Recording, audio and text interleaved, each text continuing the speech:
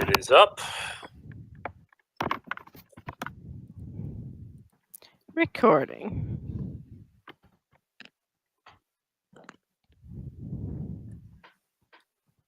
Alrighty then. So hopefully that, in theory, we are now recording video and audio and streaming, and we're live. Just looking over at the Twitch page to see if this will actually go on. It's usually a few seconds gap, so see how that plays.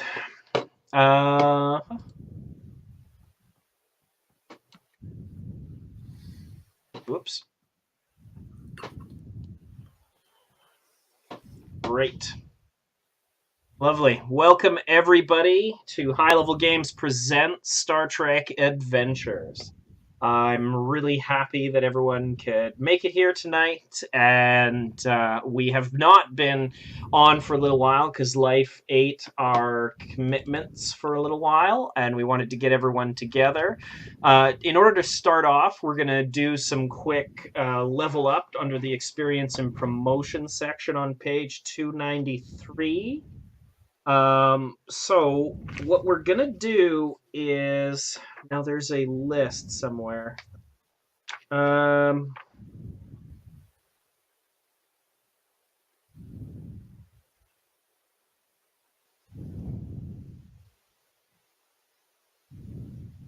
Okay. So we got a few things going on. Now, challenging of values is a piece, milestones is a piece, and reputation is a piece. So the challenging values is the simplest way that a character progresses is through challenging a value. So how this works is been done on a game session by game session basis, and it's led by the players themselves. Challenging a value is a core element of developing characters based on their own experiences, breaking prejudices, and enhancing your view of the galaxy. By challenging a value, a player will lose one of the values temporarily, but gain a point of determination to use later in that mission. Now, how you challenge a value is you all have a series of values that you've written down on your character sheet, and when you come to a situation where that value comes into play, let's say your value is the only good Cardassian is a dead Cardassian, right? And you're put in a situation where you might have to help or save the life of a Cardassian.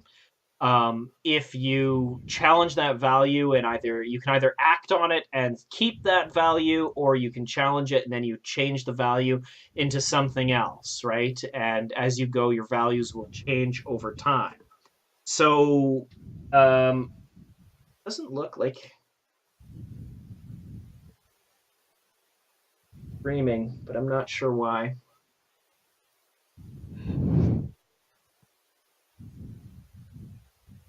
Oh well. Basically, the next piece is the milestones. So there's normal milestones, spotlight milestones, and arc milestones. So a normal milestone occurs at the end of an adventure, and you should take note of whether a player each did the following. The character challenged a value or directive during the adventure. Did anybody do that? I don't think they did in the first session. No.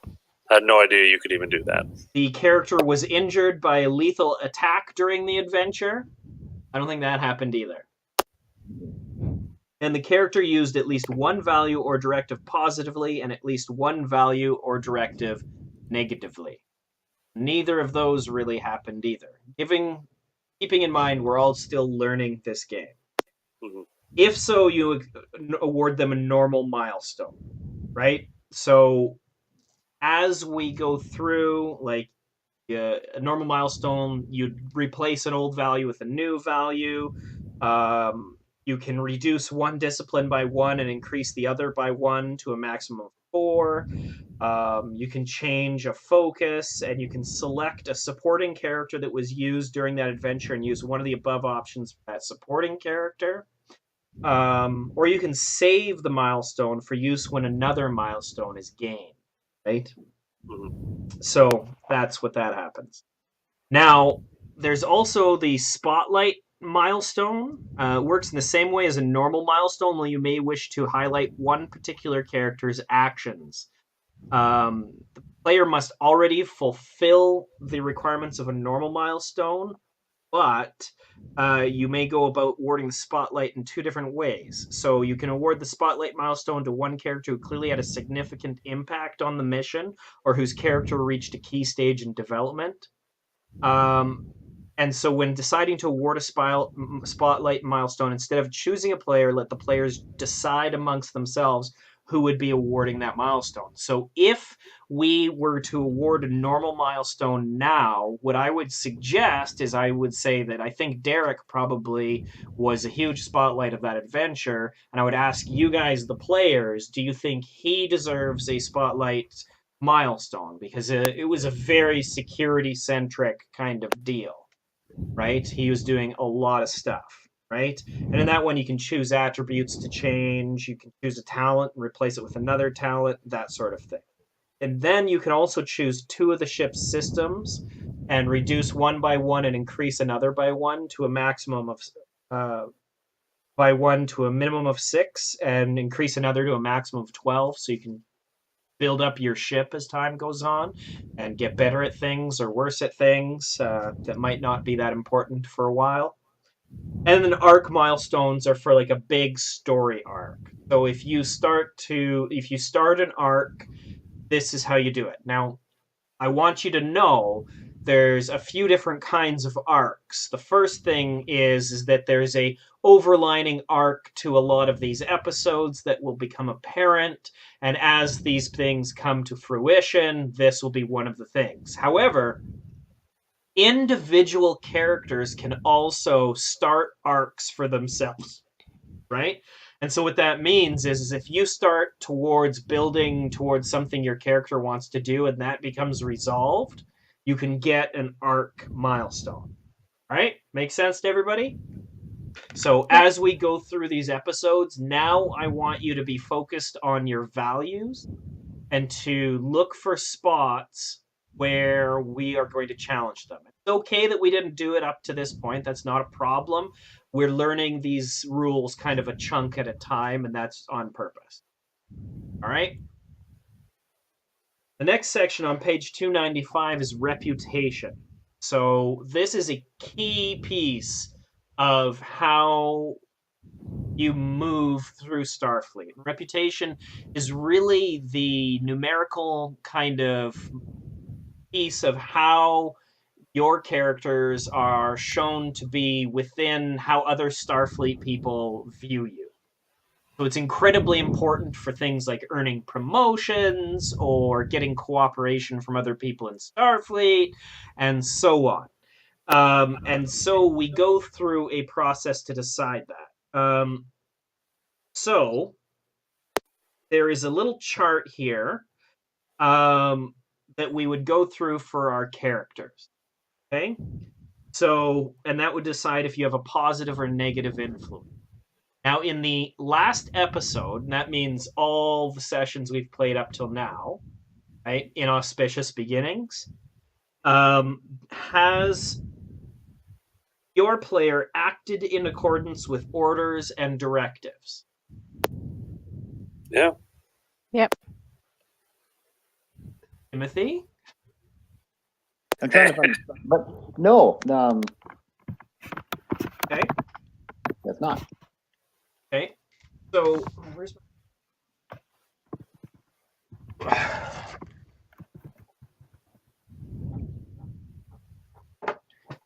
So every player at this for that has a positive influence going into this. So I want you guys to track this for a few seconds, whereas Timothy will not. Okay. Okay. Now, has your players challenged a directive? None of you really did in that, and that's totally fine. Prevented combat? Wasn't really a case where there was a situation where there had to be a Yeah. I mean, in the sense that I didn't punch someone, I prevented combat. Yeah, so that's the other side of this particular. As well, we didn't know if the stowaway was going to be hostile. True. And we definitely prevented combat with the power of anesthetizing gas. That's true. That's true. That did prevent combat in a very Mhm. effective manner. We almost killed her. It was Yeah. so effective in preventing it. Very, very effective. Thank you for pointing that out, Derek. Just saying it like it is. But I don't think there was a situation where combat was on the line and you guys chose or found another way out of it, right? With the exception of Timothy. Yeah, I punched the guy. Yeah, you punched a prisoner. Mm-hmm. So that's a double negative for you so far, I think. So Yeah. none of you had personnel under your command who were killed. None of you resorted to lethal force without cause. None of you established an alliance with an enemy, or did you? Sure. The Ferengi guy. Did you establish an alliance with him? Not really. I'm going to say No, no. it wasn't an alliance. Do you directly contribute to saving lives? I think that basically all of you did. Yeah. Right? That sounds about right. And so each of you would get a positive influence on that, with an additional positive influence for Kirid, Vanessa, and Derek. Woo! Nice. Acted above and beyond the call of duty. I don't know if that's the case. Did you take unnecessary risks in the course of the mission? Looking at you, Tim. Yeah, Tim definitely did a couple of times. So I'm going to give him 2 negative influences on that one. So I think everybody will have at least 2 positive influences. Some of you will have 3 positive influences. Tim ends that session with 3 negative influences by my count. Is that right? That's right. Yep. Okay. So let me see So- here. Yeah, what does that mean? Okay. Yeah. Yeah, I'm not. Okay. Okay. So basically, what reputation does is that everyone starts with a reputation of 10, right? And that means your character's record is solid, your performance is satisfactory, and it's the default state for a character's reputation. Okay? So what happens is the character's reputation, of course, isn't fixed. Actions in keeping with Starfleet's values can increase it, and actions not in keeping with their values can decrease it. So keep in mind that according to reputation, sometimes you can do the right thing and your reputation can suffer. Because Okay, this is that makes not sense. counting things like I saved the world, but I broke the first law of temporal prime directive and got some whales. Right? That's the sort of thing that would lose you reputation, but it's probably the right thing to do. Okay. Does that make sense? Let's see here. So once the influences have been chosen, the character makes a reputation check. Be resolved in a comparable way to a task, though it uses different scores and ratings. The character rolls a number of d20s equal to the number of positive influences, with each d20 that rolls equal or less than the character's reputation scoring a success. Each d20 that rolls equal or less than the character's rank privilege scores an additional success for a total of 2. If the number of successes scored is less than the number of negative influence, then the character has lost reputation. Reduce the character's reputation by 1, plus additional 1 for each die that did not score any successes, and by a further 1 die for each die that rolled within the range of the numbers indicated for the character's rank responsibilities. Character of sufficiently high reputation is character of having a die both score a success and fall within the range. So let's roll this off one at a time. So this is on page 141 now.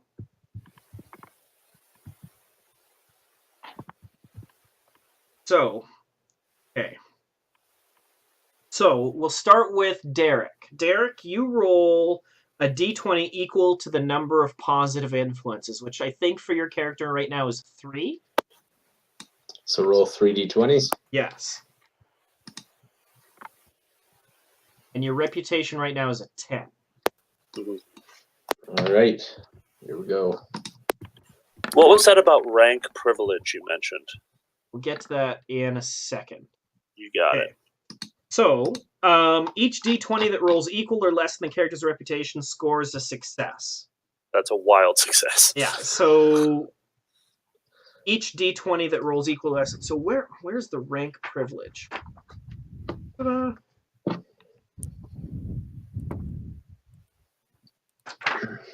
I don't know where rank privilege is.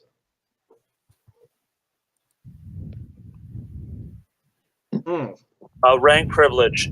Ensign has a privilege of 1. Lieutenant has a privilege of 1. Lieutenant, this is on page 140. Oh, thank you. Yeah. Oh, there we are.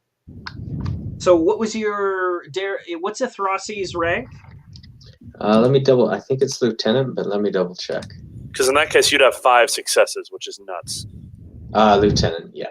Yep, 5 successes. 5 successes. Holy crap. Wow. Which means I have a fine record. Wait. I think.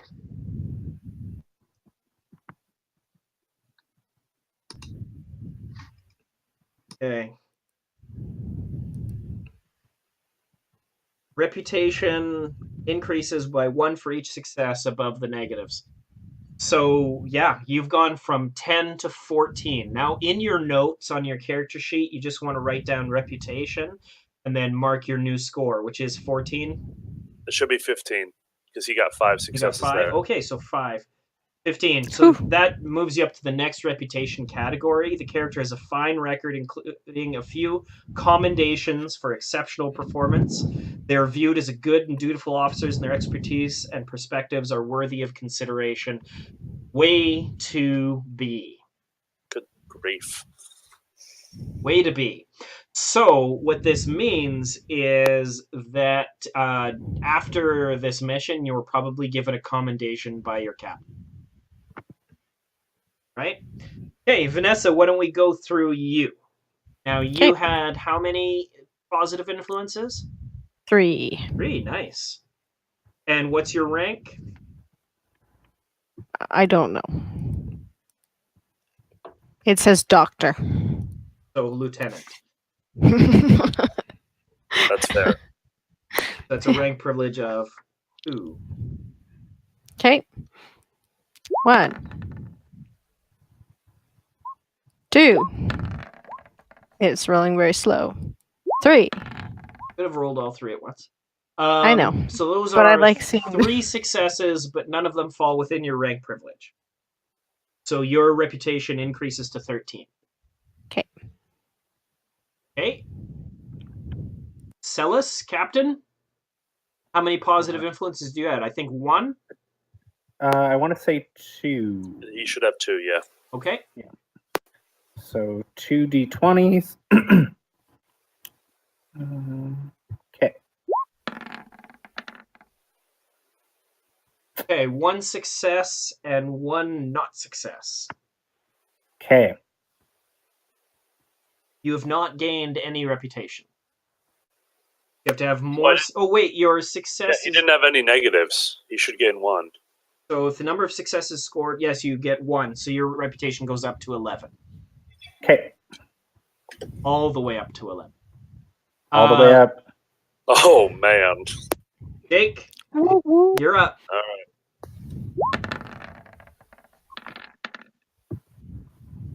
Oh, dear. Yeah, but that is below my target number, so that should be 2 successes. That's 2 successes. Now, that 19 falls in your responsibility. Oh. What does What that does that mean? Dun dun dun. Rank responsibility. Yes.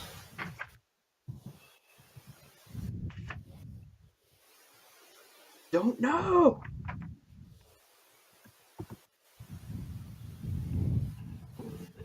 All right, I'll search it. Okay. Plus an additional 1 for each die. Okay, if the number of successes scored is less than the number of negative influences, the character's lost reputation. Reduce the character's reputation by 1, plus an additional 1 for each die that not scored any successes, and a further 1 for each die that rolled within the range of numbers indicated for the character's rank responsibility. Okay, so that would be 2 minus 1. Yes. So your reputation then increases by 1. All the way up to 11. So, Tim, Mhm. you have 1 dice Okay. and 3 negative influence.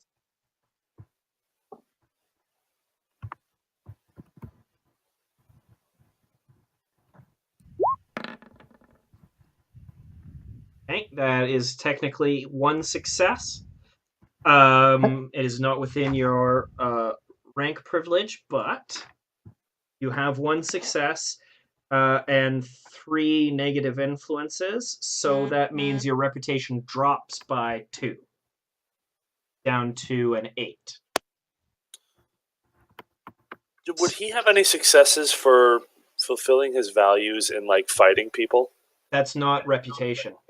Okay. That'll be for milestones. So I thought he did that quite well.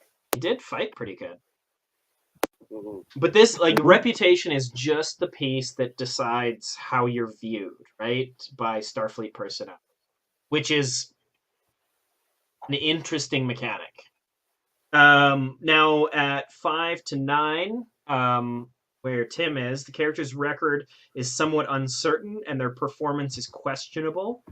They're viewed as being too quick to disregard Starfleet's rules and regulations, occasionally insubordinate, and have gained a reputation as unnecessarily reckless. Seems right. So, the types... Works for a Klingon. The types... Well, yeah, for a Klingon wannabe. The types of things that can happen as you lose... reputation are generally up to your superior, specifically the captain. What can happen is they can individually dole out punishments as they see fit for infractions. Typically, they can be pretty inventive. They can come up with anything they want. But generally, they kind of, for minor things, they top out at short-term detention. Is like you are confined to quarters, right? The next level is so that's a possible punishment. Depending on how long it is, that sort of thing can be up to the captain. The demotion is another punishment that can be handled at the next level by the commanding officer, and the character's rank is reduced by 1 step, and their reputation is reset to 9. The character is on shaky ground, but a demotion gives them an opportunity to redeem themselves. This may make the character ineligible for their current role, and if so, people should reassign roles as necessary. Captain, how do you feel this should be handled? Well, we will be arriving at our destination shortly, and where some of the crew might be able to, leave the ship, shore leave duties, Right. off the ship, I think it would be appropriate to confine Mr. Barton to his quarters. Okay. So for the duration of the repairs, basically. Yes. Okay. Let's have this role played out between you and have this be a scene. Okay. So I'm gonna set this scene, I think, in the ready room.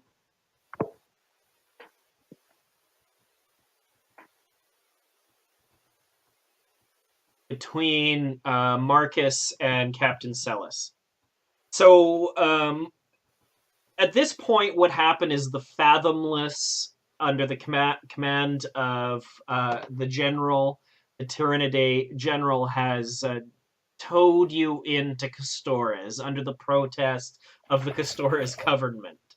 The other piece of reputation that isn't a game mechanic, but you got to be watching out for, is your reputation in this sector. This is kind of will define how your enemies see you and your friends see you.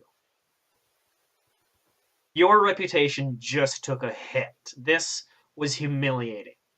And this is the second humiliation the Bonaventure has taken under your command, because the first was when you had the Starbase crew have to unload your cargo for you. The second one is you played it safe and were pulled in by a non-Federation hostile power who was more than happy to tow you to safety under the power of his flagship, the Fathomless, and in full view of your new Federation ally, Castores. At this point, when you get to Castoria, you are you're able to get people off. People rotate into duty positions. You get all of the extra cargo down to the surface and stuff. The Castores government does lodge a formal complaint with Starfleet Command,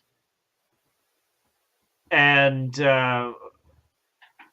you are hear from Commodore Josh Heath that he is going to be in touch with you shortly about this matter. And the repairs are about to start. Now the scene starts with Marcus being summoned to your ready room. Marcus, you arrive at the ready room. Begin the scene. Marcus, take a seat. Very well. What do you have to say for yourself, Marcus?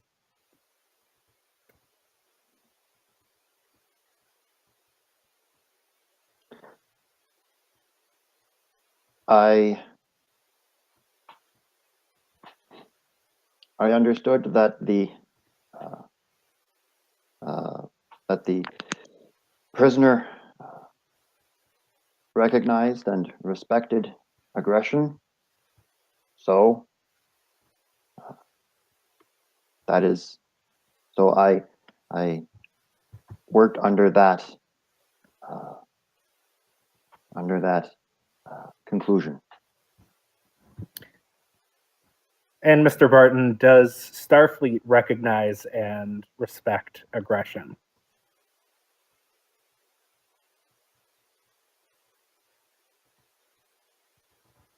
Perhaps not, but the Zeldan certainly did and does. You're not under the command of a Zeldan, Mr. Barton. You're under the command of a Starfleet officer on board a Starfleet ship. For the duration of our time here, you'll be confined to our quarters unless on duty and not permitted to leave the ship. Dismissed. Very well. I think that was a good scene. For out of game, like, I definitely see Tim's point too. It was absolutely the wrong thing to do from a Starfleet perspective, and it still kind of worked. Like Maybe a charm. it even saved lives. Who knows? Yeah. One thing that is interesting, Tim, from a game mechanic perspective, if you lose that amount of reputation again, you will be demoted. Mm-hmm. I mean, if you only lose like one, you'd probably just be confined again. But if you lose like that amount again, Right. that'd be bad. So the bottom line, if you're going to do bad stuff, make sure you do enough good stuff to counter that bad stuff. That's That's karma the where you bottom help. line. Yes. It's the karma system. Uh-huh. Uh, Help Can an it old be- lady and then punch a guy in the face. Okay, got it. Gameplay question here. Yeah. Let's say Marcus is in the brig. He's interrogating a prisoner, and he's the only one there. And he makes a point of maybe, shutting off internal sensors, disabling a security cam, and then beating the crap out of this guy. If no one knows about it, does he still have to deal with the same reputation penalties? I'd probably still have the security officer going, "Why did you shut off the sensors? And why does a guy now have a broken clavicle?" No relation. I have no idea. I was at my Those quarters. both jump to He fell. mind for me as well. But also, in addition to that, like people would piece that together, right? Reputation is an amorphous thing, right? If you suspect it, you might affect your reputation anyway. And he didn't beat up a defenseless prisoner. He punched out a guy who challenged him to a fight. I mean, he didn't kick him while he was down. I mean, that seemed a bit And harsh. he took that guy down hard too. Yeah, that's true. That guy was really tough for like 5 seconds, and then suddenly a ball of Klingon pretender rage just knocked him on his ass. Yeah. All right. At this point, we're going to start the new session. So we're going to fast forward the basically the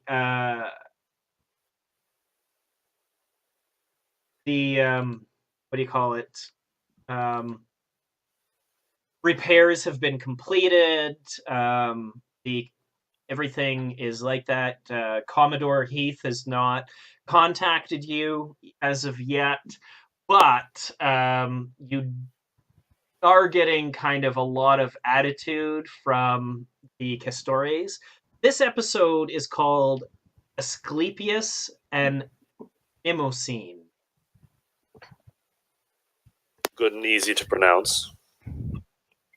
Current events announcements. The Klingon High Council has announced that the Gakorians' alleged ingress into Imperial space will, quote, not be tolerated, unquote. The Andorian Imperial House has announced the birth of Shan Velkal, the first daughter of Archduke Chauvel and 12th heir to the throne. Child and progenitor are doing well, as is tradition. First pictures will be published in 10 standard days.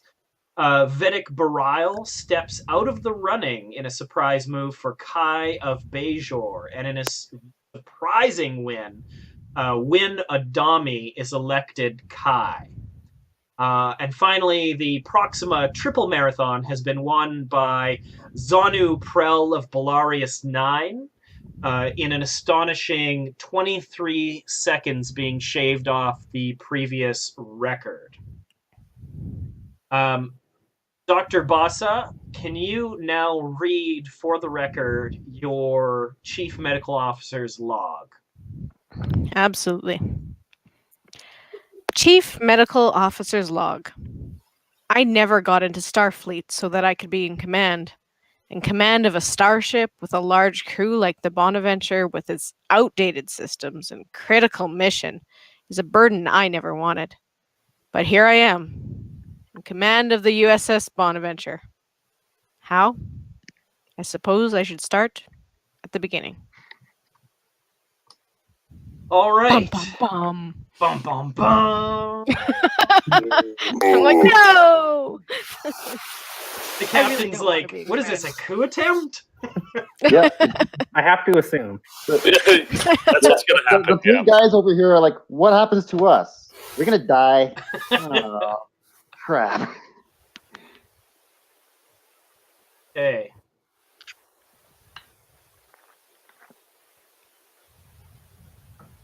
All right, the next scene we'll have on the bridge.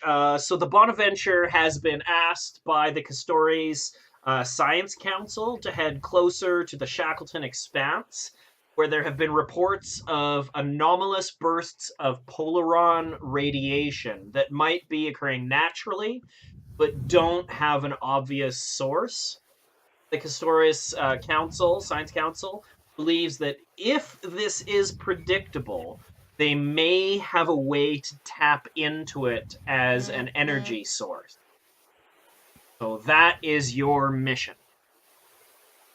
That's fun. I like it. Awesome. Has science. Energy sources are good. Renewable energy. What could go sources. wrong? If something does go wrong, we'll have Marcus punch it. Or fly into it. Or do both. So the directive for this mission is protect lives. All right. Okay. Okay? So, what are you going to do? At this point, shore leave has kind of ended. You've gotten your new orders. Commodore Heath still hasn't contacted you, which is just making you more nervous. And everybody's back at their duty stations. How is David Humphreys doing? Is he still David checking Humphreys? in when he's supposed to? Yeah, except while he was on shore leave. Yes. Oh boy. And Take him he He'll down. dry out again and it's all good. he did make it back to his duty station on time. He is present on the bridge, but he looks like he's been run over by a land speeder. I'll make sure he gets lots of injections to help pass that stuff through his system quickly, though he's probably also very tired. Yeah. Mhm. Yeah, he does not look great, but he does have this kind of really happy, satisfied aura about him. But yeah. If I end up standing next to him, I make sure to talk really loud.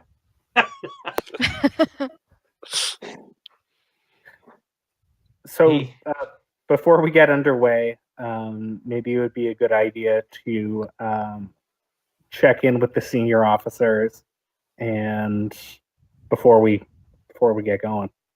Okay, do you want to have a scene in the boardroom? Yeah. Okay. Let's go to the boardroom. Have a meeting. Love me some meetings.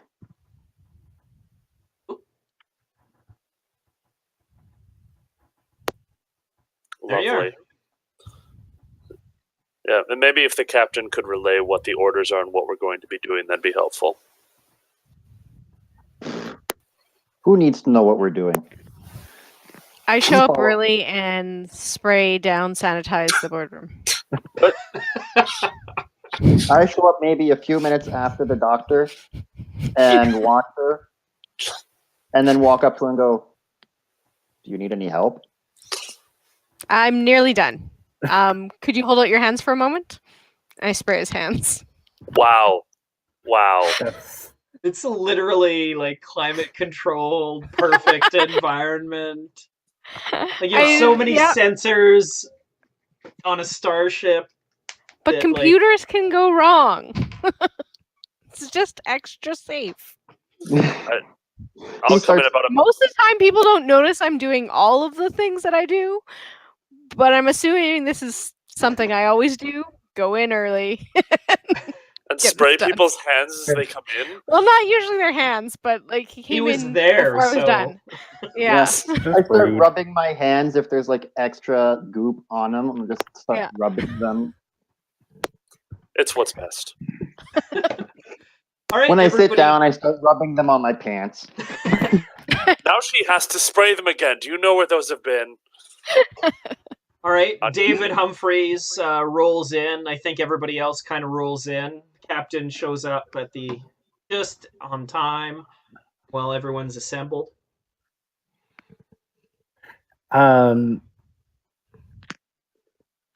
For my own purposes, ominous narrator,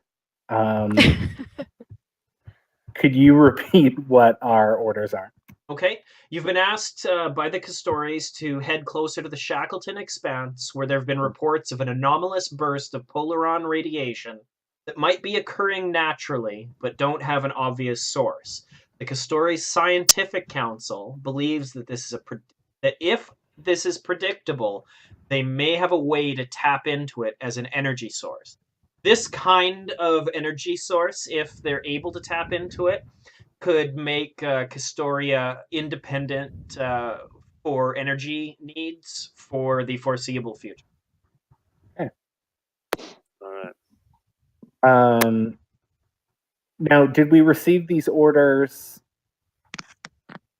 Are these orders being relayed from Starfleet Command?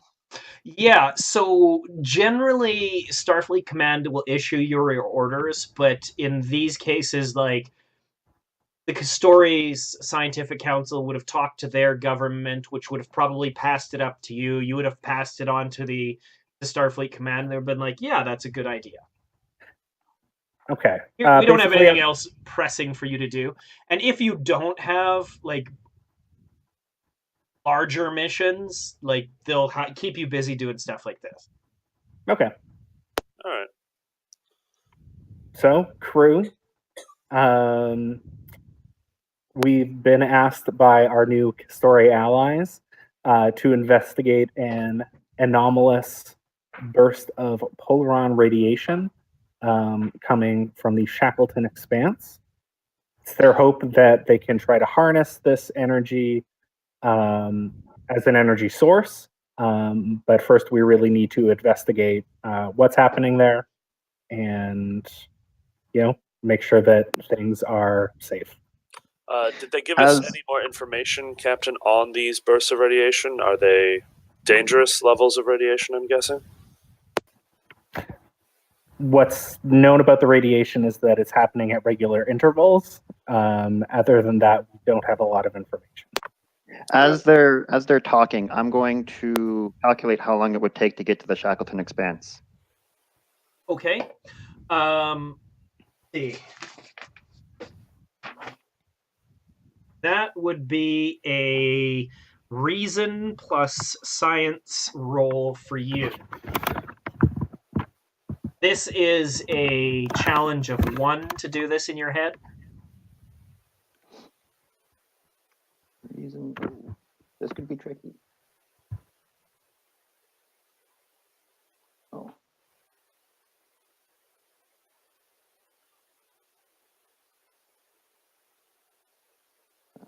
To focus. Let's see. Do I have a focus here? Helms operations. Would that fit? Yeah, absolutely. Awesome.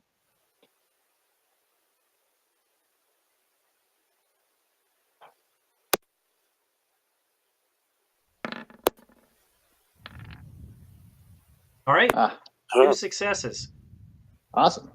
So yeah, you not only get a success, but now you guys have your first point of momentum. Woohoo! You're welcome, people. Okay. So you have your first point of momentum, and you know that at your cruising speed, which is just over warp 7, you'd get there in about 18 hours. Okay. I say at warp 7, we should be there in about 8 hours. 18. 18 hours. Sorry. With how Forgot to carry fast the he one. drives. 8. My warp 7 is totally different from your warp 7. Computer, can you bring up information known about polaron radiation? Yeah. What do you're going to have to refine the search parameter. Information on how lethal it is, in what dose is it lethal, effects on crew, effects on humans and alien species, etc., etc. Like, essentially, for how dangerous is this mission going to be? Polaron radiation is very well researched, so there's a ton of information. So what I'm just going to give you do a reason plus science roll, and the computer can assist you. the system of the computer plus science of the Bonaventure. All right, so reason plus science. And I should be able to do this because I'm the science officer. I would hope so. You'd think so, but no. Ooh. Oh, really? Oh, no. Now, the Oh, Bonaventure can also assist. It has a computer of 9, science of 2. That makes it 11. It doesn't really have a talent that applies. So is that a rolling 2d20 or 1d20 for it? It's been a while since we've done this. 2d20, and someone else rolls it. All right. Who'd like to roll? I'll roll it for you. Okay. 2d20. 2. Roll. You're welcome. 2 successes. Glad that it knows all about this because I have no clue. That will increase your momentum by 2 because it's a level 0 task. So basically, polaron radiation, if exposed to human beings, is lethal in fairly low dosages. So you want to be very careful with it. One thing that you do know is that just basic shielding in starships handles almost all levels of polaron radiation. If you're not in an energized polaron burst, you should be fine. And sensors should be able to detect those kinds of bursts so that you don't go anywhere near them. Now, of course, polaron radiation isn't usually something that happens in routine bursts. So this is acting very differently than any polaron radiation that is known. Okay. What are causes of some of the other, maybe, spontaneous bursts of polaron radiation? Some subspace anomalies cause polaron radiation, and other kind of things like that. But that's all you can really. Okay.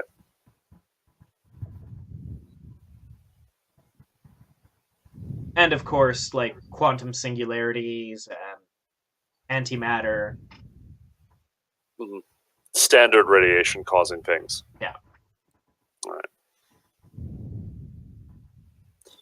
All right. Well, that's good to know. So this seems like, as long as we do this carefully, it should be a relatively low risk. Are there any security concerns? Marcus. There is Marcus. It is always a security concern. Are we competing with anybody? Is anybody else surveying this area? Great question. This was picked up by a long-range research probe, and that was unmanned. There was nothing in the area. Now, the Shackleton Expanse is largely unexplored and is being explored by the Naranda Station Task Force, which is a joint Klingon Federation task force, but you'll be way away from them. Way away from them. Of course, in this area, the constant problem of Orions is just something you have to deal with. So there's always that threat, but there's nothing specific to the mission parameters that causes you to really worry. Out of character, what's the relationship between the Orion Syndicate and Starfleet? Is this like an immediate shoot on sight sort of thing? Is this a wary? I mean, Starfleet doesn't have a shoot on sight protocol for anyone but the Borg. Okay. Right? The Borg is an exception to almost every Starfleet rule. But if the Orions find you and get their hands on you, they'll make you slaves. Yeah, they're slavers, they're criminals. They are a fractious syndicate of criminal organizations, but they're also a species. So the Orion Syndicate doesn't necessarily mean the Orion species, but it usually does.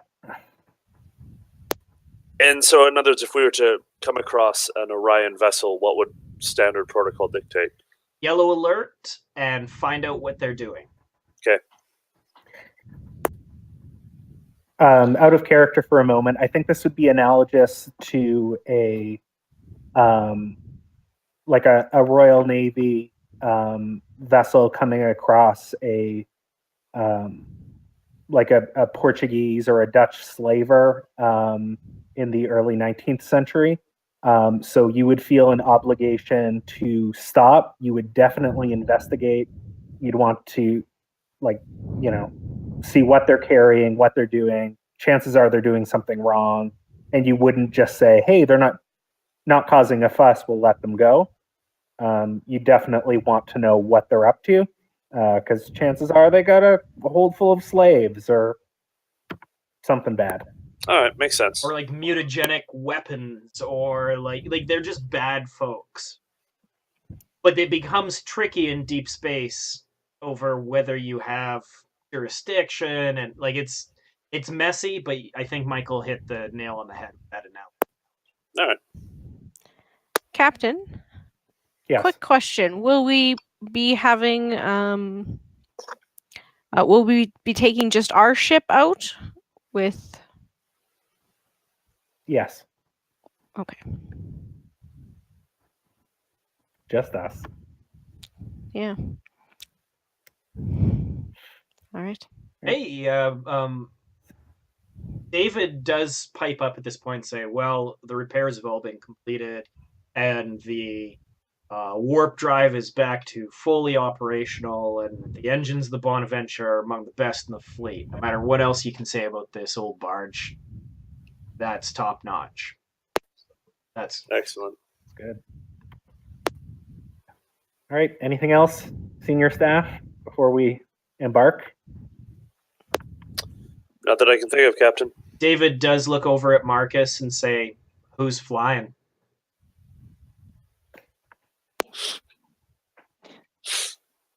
That's the Marcus will be assigned to the helm. Try not to hit anything on the way out, hey? We'll have a smooth ride. Yeah, okay. All right. Humphreys, you remember our talk about how we find ways to get along with people? Let's continue to work on that. Maybe we should meet later today. I'm really busy. Are we dismissed? Dismissed. Marcus starts to hide a grin underneath his hand. All right, so everyone is dismissed.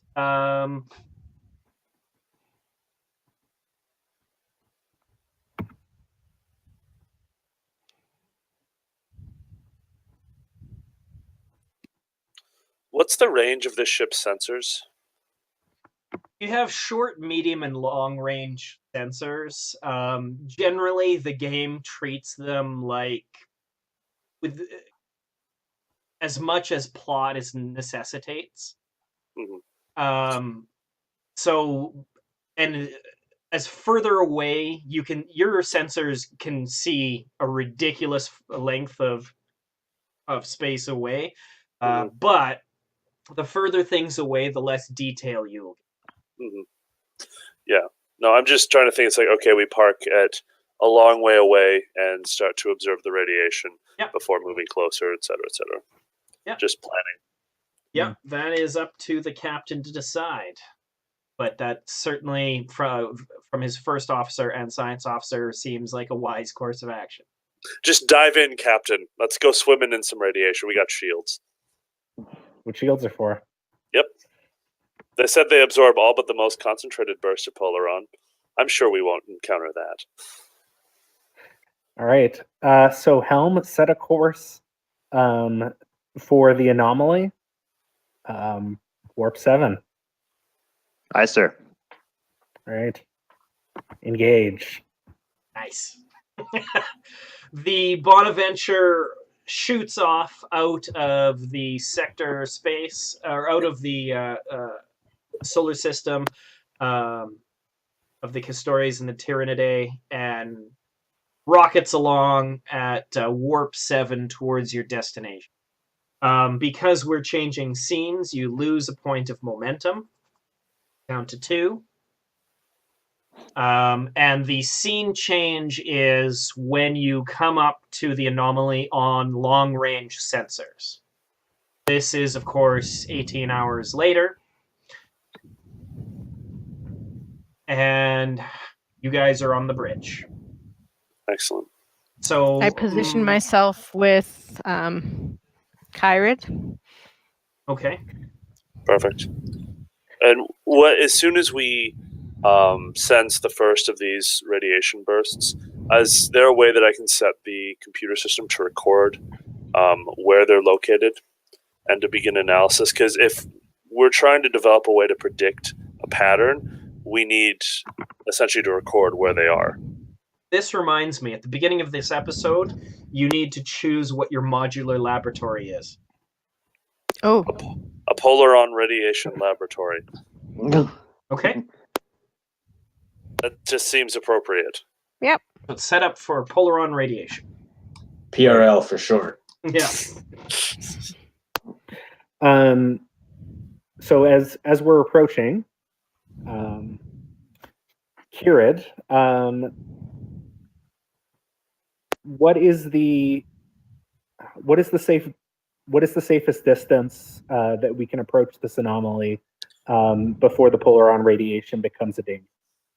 Well, Captain, it's hard to say. What I would suggest is that we stay at long range and observe the radiation bursts for a while, maybe a day, because we don't really know the extent to which these bursts of radiation, how far out they extend. We just know they're in this approximate region. In a day might be a bit long if they're more regular, but once we have a sense of how far out they extend, we can begin to move closer. As long as we're not directly in a burst of radiation, we should be okay. The shield should protect us, but if you want to approach this cautiously, give us some time to observe these bursts to kind of map it out to see how close we can get without risking being in one. Okay. So, Helm, I'll stop. I'll stop. All right. So, Kirid, we're at a safe distance. I think it's time to do some science. Thoughtfully installed a polaron radiation laboratory before we left. A great idea. Thank you. That was one of my more inspired ideas, Captain. All right. So, crew, we want to examine this phenomena and plot a course. Plot a course forward in the safest way possible. So, in order to do that, we need to know more about this. I would suggest, Captain, while I monitor the bursts of radiation, if you guys could use any remaining sensor power to check the area for anything else out of the ordinary. Okay. The presence of anomalies, planetoids, asteroids, debris, anything that could be causing these bursts of radiation while I figure out what a safe distance for us is. I'm having a mind blank. Is the sensor systems, they're operated by science? They can be operated by multiple people, but usually they're operated by the science officer. Okay. Go ahead. The task to which I need sensors for is relatively simple. I just need, whenever it senses a burst of the radiation, I'm looking to record the intensity of that burst and its approximate location. That's all the information I need. Mm-hmm. And so any other power, I don't know exactly how sensors work in this game, but any other power in the sensors could be utilized to search other places, because I think that's a pretty, not that complicated of a task. Yeah, there's a couple Captain, of should we ways. send out a probe as well? Aha, probes. Yes. Now, Kirid, with polaron radiation, would that affect a probe's ability to operate? Computer, would polaron radiation have any effect on just a probe's ability to operate? Not unless it was caught in a direct burst. I think it's safe to send out a probe or multiple probes, I don't know how many the ship has, to get to a closer distance to observe these bursts from closer proximity. Yeah, you can, if you want, start scanning it with your long distance sensors and send out a probe to get a closer look at the same time. Yeah, absolutely. I mean, in theory, you can set up to as many probes as you have scale for your ship, and you're a big damn ship. You have a scale of like 5. Let's send out as many probes as possible. We want as much data on these bursts as possible. You probably only need 1. Yeah. Let's send out 1 because the ominous narrator is informing me that 1 should be enough. I mean, you can send out 5, but they're all going to be doing the same thing in the same way at the same time. Like, it's... Yeah. Well, if we send out 1 to the middle of or like really close, and then a few farther out, like 1 farther out, that sort of thing. Yeah, you could do that. How about we send out 1 for now? If it picks up something suspicious or suddenly goes blank, we send out 3 to go at 3 or 4 different angles. I like that. All right, Mr. Hanks, prepare a probe to scan the anomaly, and as well, I'd like a detailed sensor scan of the area surrounding the anomaly. I'd like to know more about the area that we're looking at. Yes, Captain. I will probe and do science. All right. Jared loves probing. Would you like help with your science? I would very much appreciate that, Doctor. We will science it up. Oh, yes. Science buddies. Okay, first to prepare and send a probe. This is a level 1 task due to the complexity of a probe and the fact that you're sending it into an anomaly. Shiver Git. How do you... This will be a reason plus science, or a reason plus engineering. I really should not be the one making this roll, but I'm going to do it because I was ordered to. That's the spirit. Yep. We'll help you out there, Kieran. I'm neither good at reason nor engineering. Let's see if one of our backup But guys. I rocked it. Oh, yeah. Rocked it. 2 successes. You're fine. Yeah. All right. So that's 1 point of momentum, and the probe quite easily fires off out of the nose of the Bonaventure and starts heading towards the anomaly at warp 9. The next thing to do is to scan it with your long-range sensors.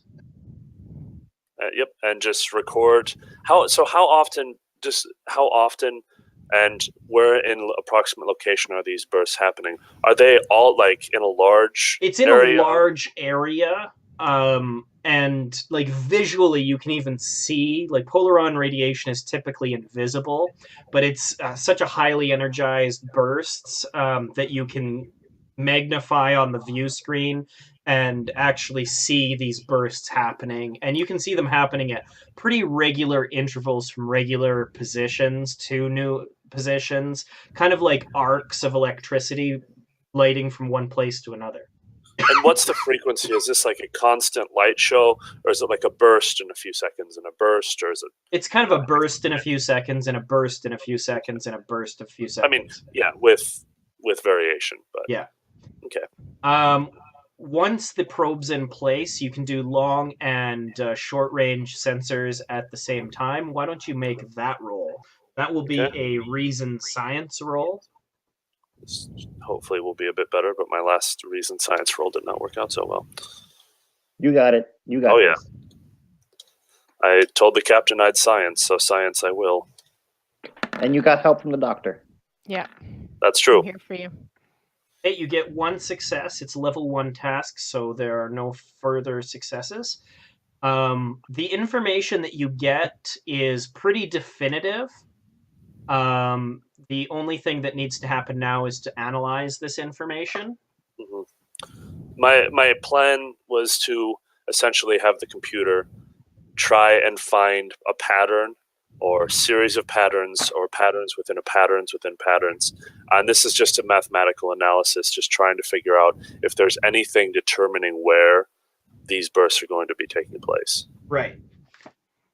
So at this point, you can certainly make that roll to do a preliminary analysis. Mhm.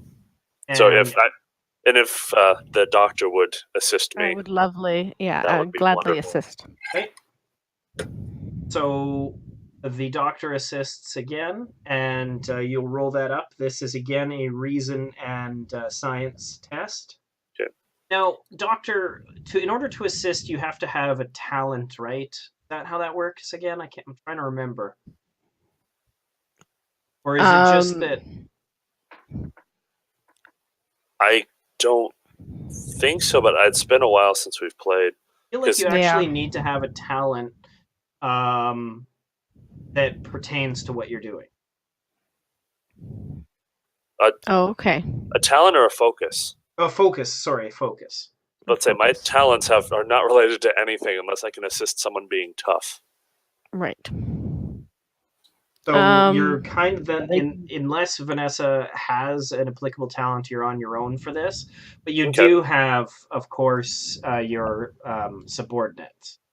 She can Right. actually give aid, including which attribute, discipline, and focus, if any, they are assisting with. Yeah, That's on page I don't 170. think you need to have a focus. I just think What page is that? 173 Okay, great. at the bottom.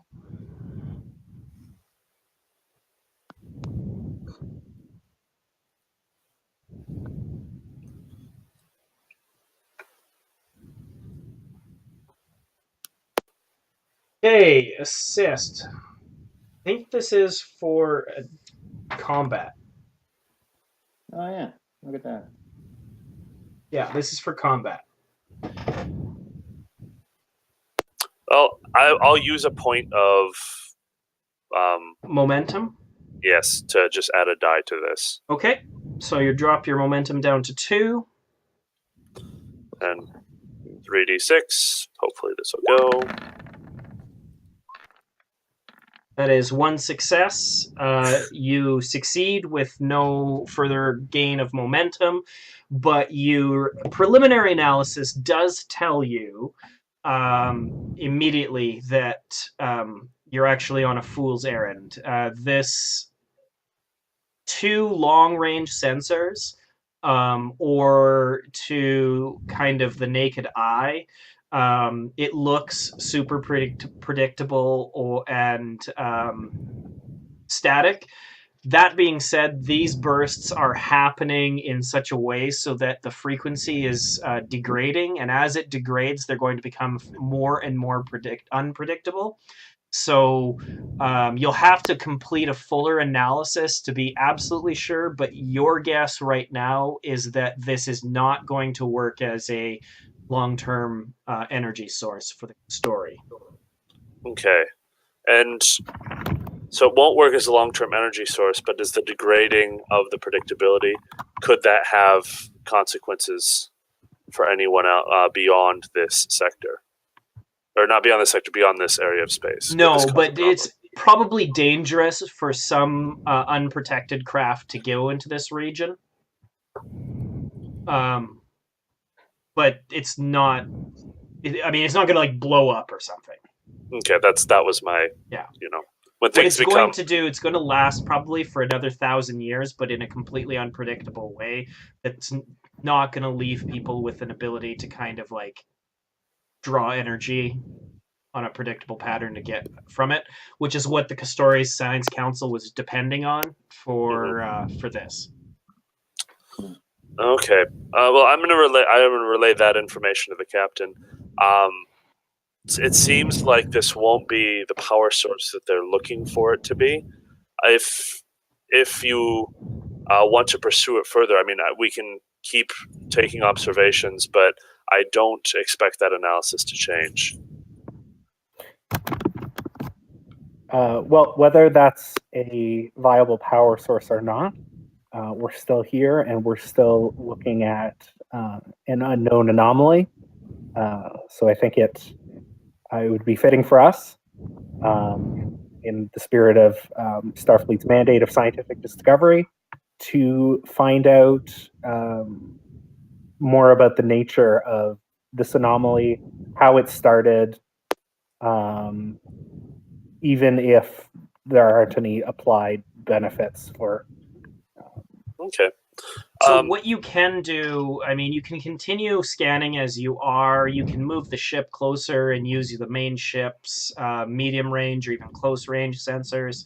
Those are all options to get more detailed information. And I was going to ask, from the analysis, is there like a distance that we can ascertain that's a quote unquote safe distance? It's like no bursts are happening, this far away from the anomaly. So if we go that plus a little bit more, we are pretty sure that we'll be safe. At medium range, you're completely safe. At short range, you'd probably want your shields up just in case it gets more unpredictable than you think it's going to get. But these things are not going to hurt you with shields up. You can fly through them if you do. Okay. Your ship is just real top notch when it comes to dealing. This, you'd be more concerned about kind of like civilian vessels or things that don't have your technology. If they accidentally came near to this and it unpredictably burst out at them, then it could cause real problems. So yeah, Captain, we could fly through this anomaly safely. I'd suggest we go to medium or short range if you want to obtain more information. It may also be beneficial to leave some sort of communication beacon, alerting any nearby ships to the possible danger, so that they can go around it. Okay. So Helm, take us to within a safe distance of the anomaly. And the closer you get, you may want to consider putting shield. You will probably want to have shields up just as a safety precaution, of course.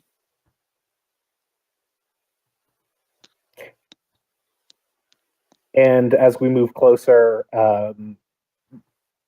raise our shields. Okay. Rossi. Shields up. Cool. Okay, so you guys move into close. I mean, it's quite spectacular as you get closer, and the energy is going all around you in true Star Trek fashion. It's making cool sounds in space somehow, and and it just looks like a spectacular light show as you complete your scans. But as you do get closer and you're finishing up your scans, on your extreme long-range sensors, Marcus, you notice that there is a large ship of unknown classification, and you are getting a distress call from it.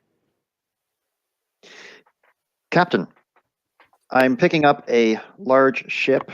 I can't identify it yet, but we are receiving a distress call from that ship.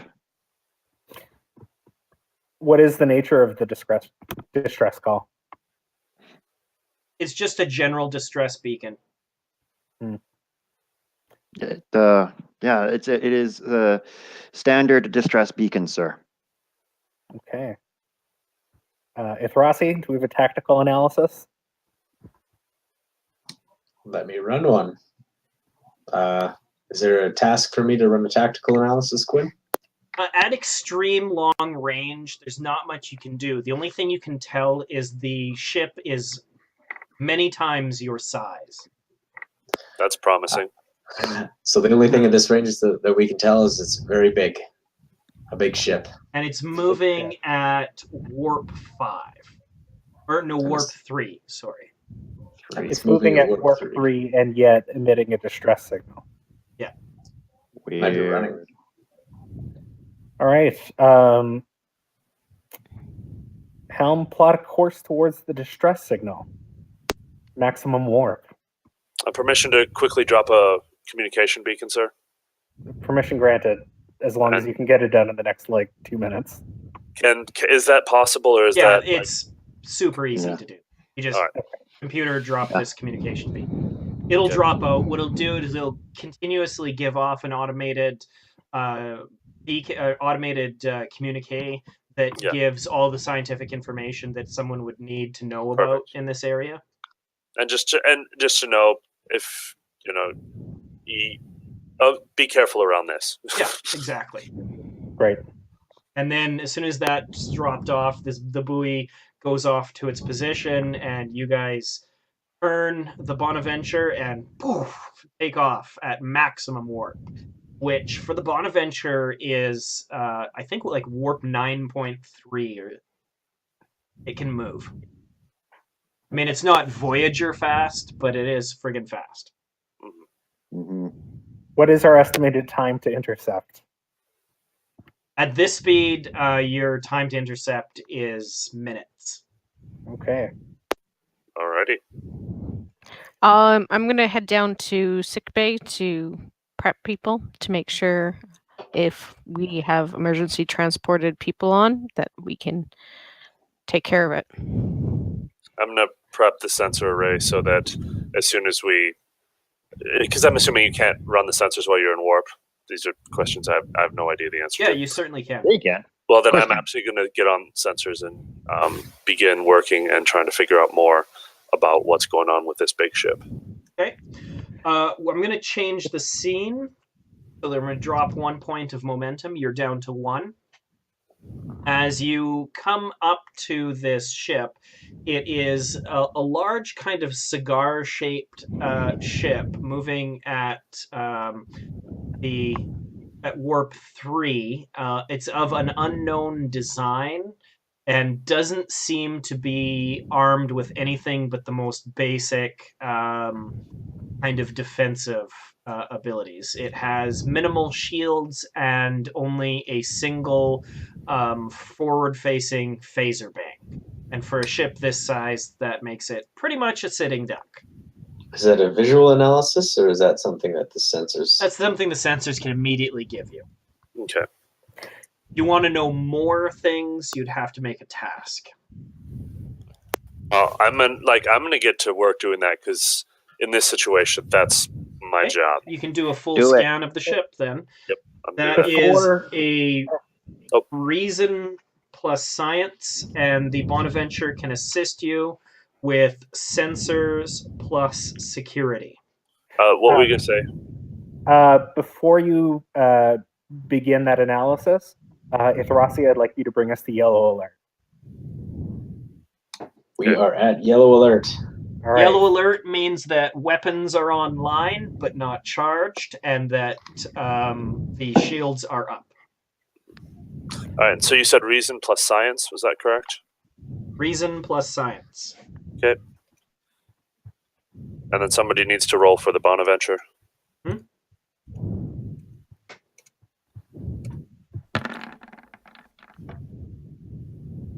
Okay, there's 1 success so far. And I got it. And let's see, what was the ship? It was sensors, which are at 10, and security, which is at 2. So both of those are successes. So a total of 3 successes. This is a level 1 task, so that's 2 momentum that you gain from that. Yeah. You are able to ask a single question about the ship. And any further questions, you need to spend a point of momentum. Okay. I think as it's emitting a distress beacon, the question that I'm looking for is there something mechanically or technically wrong with the ship that would cause them to emit a distress beacon? Something wrong with the ship? There is nothing mechanically disabling the ship in any way, but you can tell from your sensors that they have taken battle damage. Yeah. Captain, it appears the ship has taken battle damage, though it doesn't appear as if that should be causing them to have any mechanical failure. You might almost want to see if there are life forms on board. You can ask that question with the spend of 1 momentum. I will do so. That seems like a better place to start. So your momentum is down to 2, and you find that there are 15,000 life forms on board. All right, that seems significant. Whoa. And the life forms that you're getting are Lethean. Now, the Lethean species is a species that lives in the Klingon Empire. And they are known that some percentage of their species have telepathic powers, and their Klingon allies have often used those members of their species as operatives to telepathically attack their enemies. The Letheans, for those of you that are big Star Trek nerds, will be known as the people that attacked Julian Bashir on DS9 and made him go into his own brain and not be able to come out of that weird dream state. Those are Lethean. So we might want to see how close we can get. Do we know? I get. Never mind. I'll put that to the group to see if we want to know what range these things can operate. Typically, Lethean telepathic abilities have to be activated by touch. Oh, okay. So pretty close is, I think, the answer that we're... Yeah. So let's hail this Lethean ship. All right. You hail them. Immediately, they respond.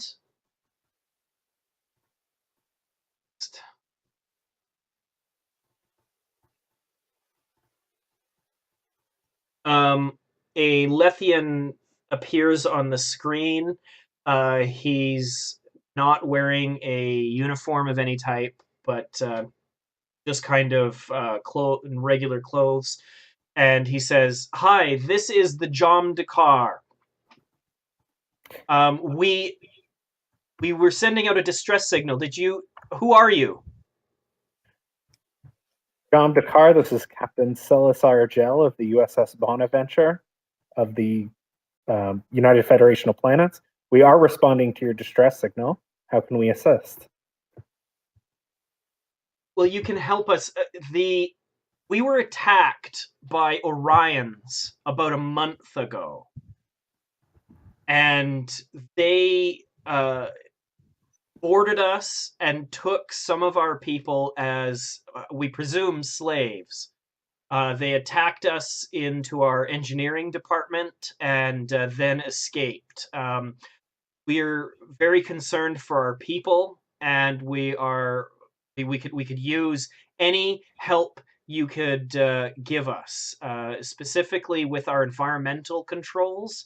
They damaged them, and we're very concerned. We have a lot of people on board, and any help you can give us would be of great. We would be very grateful. Does this match up to the information I got from the scans? Well, they did receive some battle damage. The battle damage is old, and the battle damage is consistent with the Orion weapon. Okay. If we can put the Lethean on mute for a moment. Yep. If this is a Lethean ship, and we have fairly good knowledge of Lethians, their technology, their place within the Klingon Empire, why is this a ship of unknown classification? What are we looking at here? Ithrasi, Kirid? The fact that it's unknown in its size and its lack of weaponry suggests it's some sort of colonization vessel. I have no idea why we wouldn't know about it. I'd be inclined to ask them, see if we get any weird vibes from them. I agree. I think we need to pursue more dialogue and communication with them before we make a decision. Can I check our heading just to make sure we're staying far enough away from that polaron burst thingy? Oh, Yeah, you guys are a ways away We're from way- that now. All right. So if we could unmute the Lethean captain. Mm-hmm. What is the we see that you have 15,000, a complement of 15,000 on board, and some of your crew is missing. What is the nature of your ship that accounts for a crew of that size? We are a colony ship. We are heading to the Shackleton Expanse. We've been given leave by the Klingon Empire to head to our rightful homeworld of Jomdakar, after which we've named our ship. We're going to colonize there. Legend tells us that it's in that expanse that our utopia, Jomdakar, exists. And people of our faith believe that this is where the Lethean true homeworld. Very well. Was there a habitable planet within the Shackleton Expanse? I mean, I'm unsure It's what. largely unexplored. You don't know. Okay, that's helpful. Only unmanned probes up until the task force just got off the ground, and the task force got off the ground about the same time you guys showed up at Castores, so they're barely doing anything. Okay. So, Captain, if you could slow your ship to sublight speeds, we'll be happy to begin assisting you. All right, they come to a stop, a full stop, and they await. They've not raised shields. They've not powered weapons. Nothing. So they ask if, how can you help us? Can you fix our environmental controls? We can send over a team of engineers to assess the problem and provide any assistance that we're reasonably able to do so. Could we assess something with their environmental controls with any sensors? I mean, I don't know how much information sensors can give us. Is that information that we could get remotely, just to kind of plan ahead and see if what they're saying is the truth? Yes, you can. That's something that I think we should do. I think at this point it would be kind of rude to scan them without their permission now that you've made contact. Yeah, but, by all means, ask permission to scan them so that we can assess the damage to the environmental controls so that we can, plan for our engineers. That seems reasonable. That's my suggestion. So, Captain, may we have permission to scan your ship? Yes, of course. We have nothing to hide. The damage? We have nothing to hide. So, Kirid, go ahead. Okay. So again, this is a reason plus science assisted by sensors plus security. Yeah, knowing I was going to be scanning so much, I probably would have dumped points into reason. Who knew? One success now for the Bonaventure. Another 2 successes, so that's 3 successes. That'll increase your pool by 2, and you can ask 1 question. What is wrong with the environmental controls? You can't tell exactly what is wrong. What you can tell that it is malfunctioning to an extent where they've had to power down parts of the ship and move people into parts that do have environmental support. And it looks like it's a cascading failure. Like it's just a matter of time before eventually it collapses. Mm-hmm.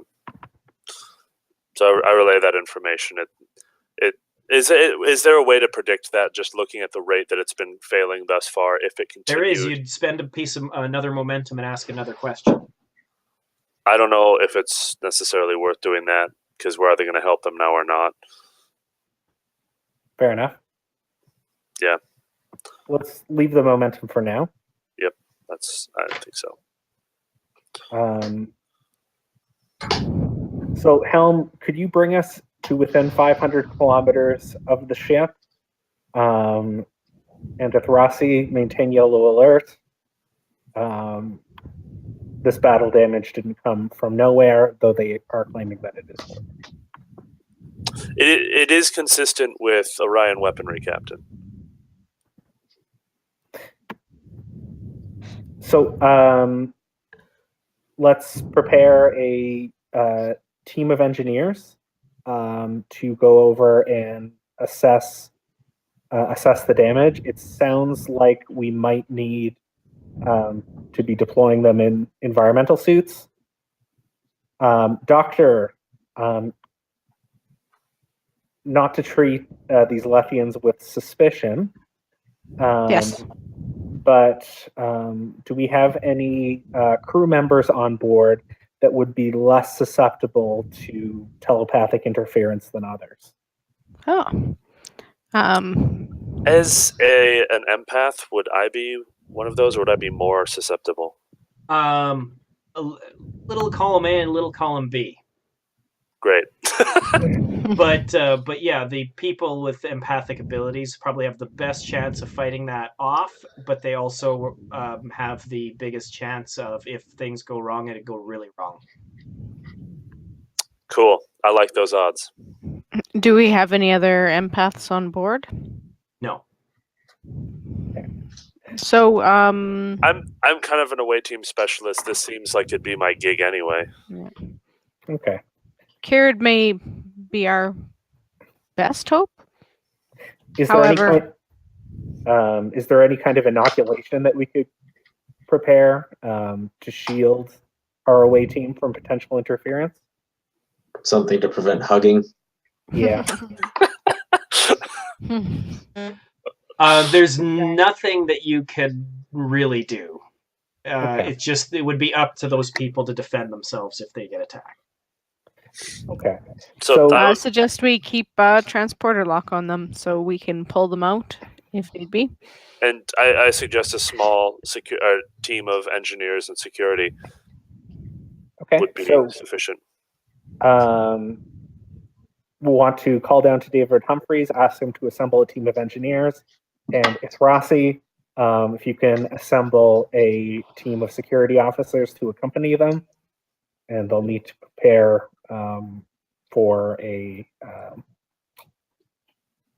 they'll need to prepare with their environmental suits. Will do. Go ahead.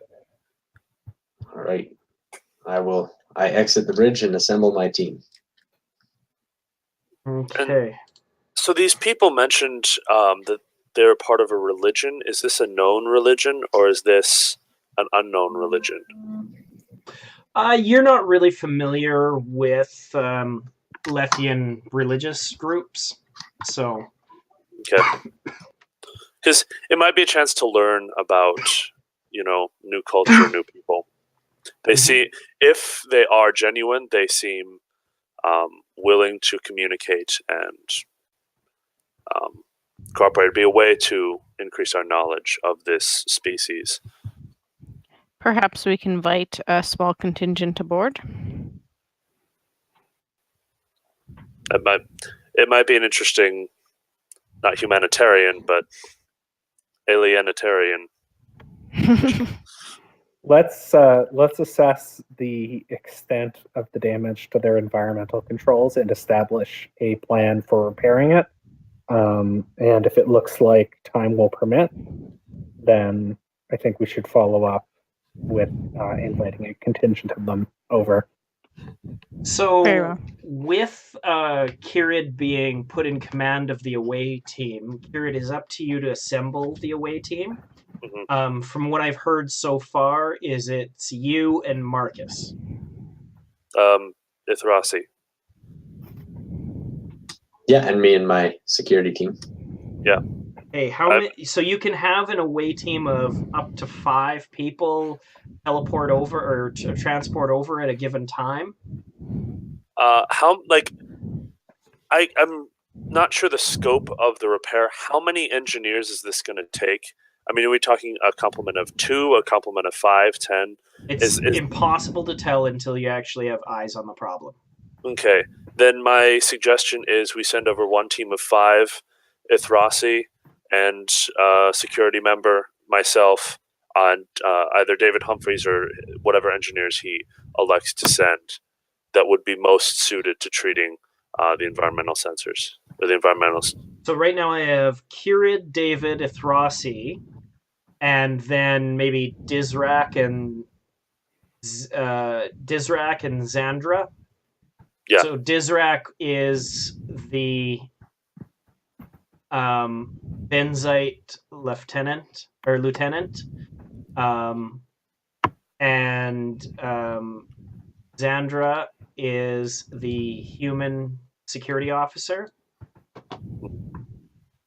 And our main mission on this away mission is to determine the extent of the damage and what it would take to repair it, as Right. well as to assess the situation with the Letheans. My assumption is they're going over standardly armed with Type 2 phasers. Okay. Yes. So you guys head on over to the transporter pad, and then you will transport over. So Kirid plays Kirid. Ithrasi plays Ithrasi. Who would like to play Xandra? I will. Okay. You are going to be Xandra Thor's daughter for the duration of this next scene. Who would like to play Dizrak? I can do Dizrak. Okay. You will be Dizrak for the duration of the scene. Who would like to play David Humphreys? You're up, Marcus. Timothy, quiet. Dun dun dun. Is his webcam working? Marcus, You're muted. I don't hear you. you're muted. Oh yeah. I'm not getting Alright an then. image for him. I'll get Humphreys. All right. You're not getting an image for him? No. I am. I am. Oh, I am. I'm not seeing Michael. You two Oh. are just But, disconnected I'll be from right one back another. anyway. So you should each be able to have access to the character sheets of the appropriate people. Can you double check to make sure that's the case? Yes, I have Xandra. Okay. So Xandra is a human, chief petty officer and security investigations officer, and the right-hand woman to Ithrasi. Focuses are surveillance, photon torpedoes, and grouped ship tactics. He's a badass. Good. Booyah. Dizrak is a Benzite. He is a lieutenant, a flight control officer with a focus in Starfleet starship history, antique flight controls, and con mechanics. And of course, there's good old David Humphreys. Who Oh, I don't have is- Tim anymore. Who is keep going? Who's the Master Chief Petty Officer, and his focuses are espionage, warp field dynamics, computer cores, impulse drives, unfamiliar tech, and black markets. Seems reasonable. Tim, Is he a black screen for everyone else? yes. Yes. Mm-hmm.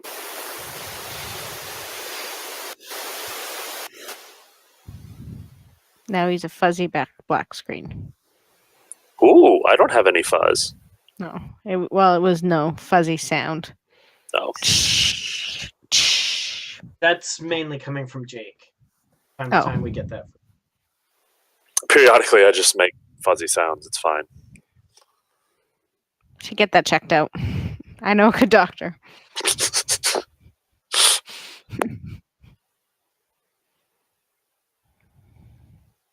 Yeah, it happens, I think, when I shift positions. Mm. Tim, go to transport. Okay, I'm going to take a quick Might break as well, again. everyone, if you need a bathroom break, why don't you go and do that now? While we're waiting on Tim.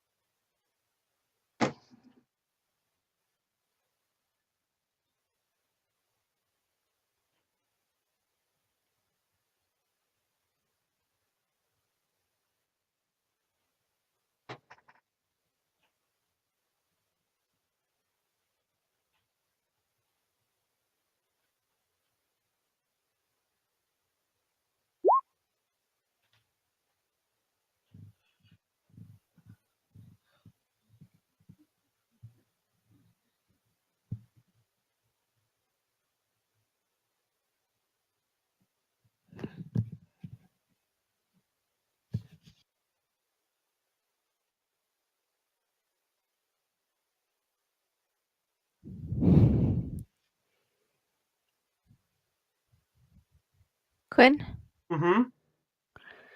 are Michael and Jake also? Oh, they turned off their camera. Never mind. All good. I'm blind. I'm back. Hello.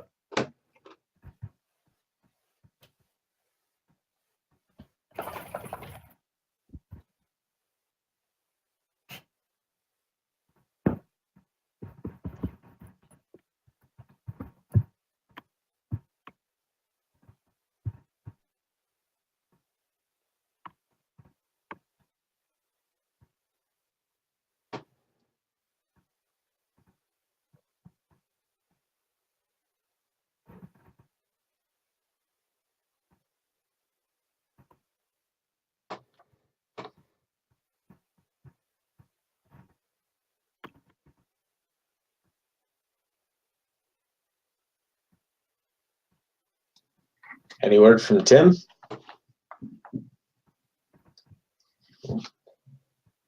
Yeah. Uh-oh. Apparently he had to take a... He's Phone coming call. back. You gotta unmute yourself there. I can see him though. That's an There improvement. he is. Now he's unmuted. Now he can speak. Okay, am I working now? Yeah. Was that a yes? Yes. Yes. Okay. Affirmative. Sorry about that. I have a 100-year-old lady in the hospital, and the lady who takes care of her just wanted to know when they could get a break. Mm. And you're like, I'm up to things that are way more important right now. Don't call me again. Yeah.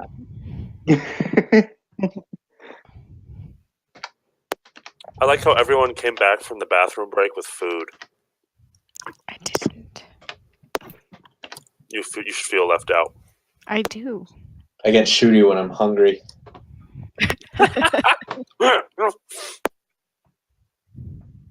You'd fit in Texas. Probably too well. Better to stay away.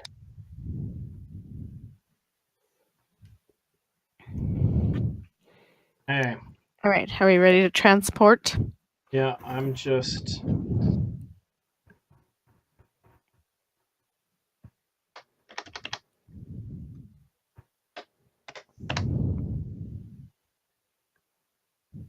Do. I just wanted to be able to show you guys, if you had difficulty remembering, what a Lethean looked like. Oh, that's it. No. Very ship-like. Ah. Yes, they're very. They're scary dudes. This won't be an unpleasant away mission at all. What could go wrong? As Data says, what people look like is the last remaining human prejudice. Oh, I've got a few more.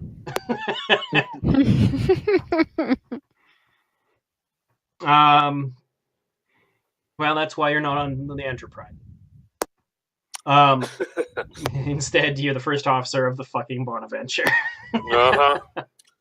In the armpit of the galaxy. Yep.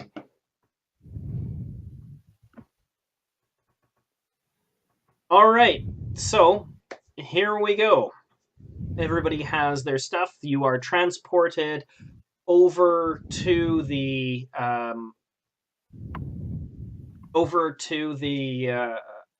Lethean ship, the Jomdakar.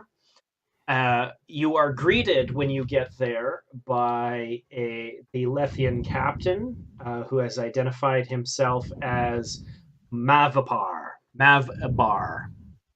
Write that down. Mavibar. Mavibar. Mm-hmm. Greetings, Captain Mavibar. I'm Commander Hex of the USS Bonaventure. would you be able to show us to the engineering control room? Yes, please follow me. Your weapons are not necessary.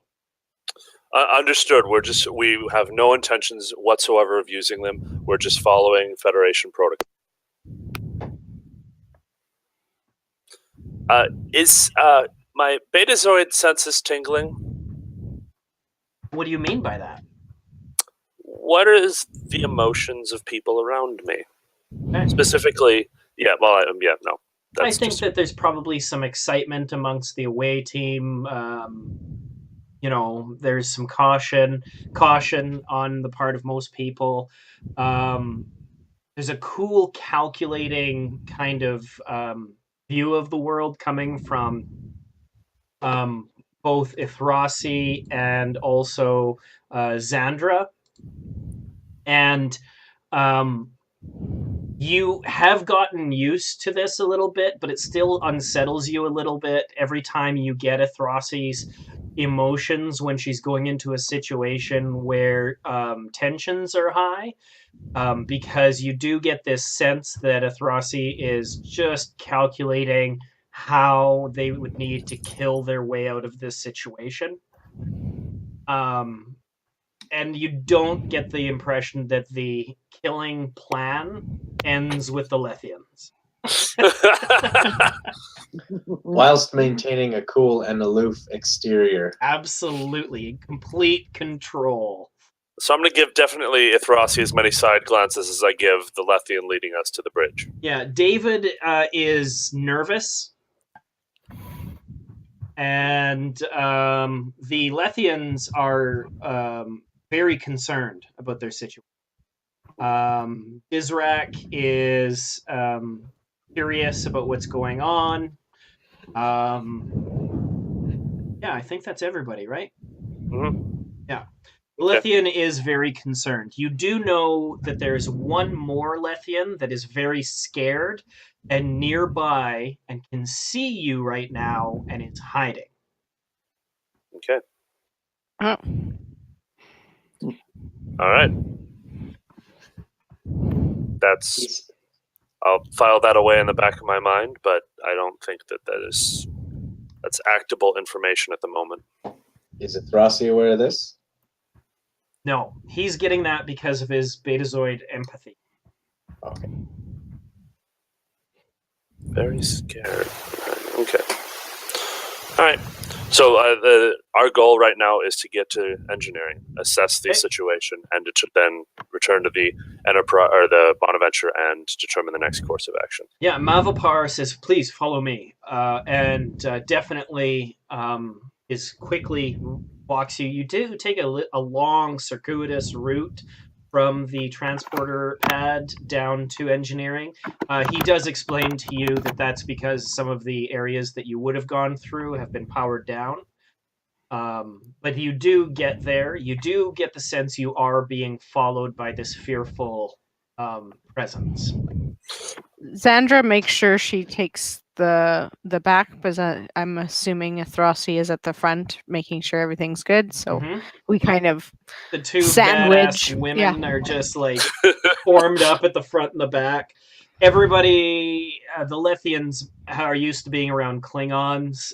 They are not concerned by you guys acting suspicious of them at all.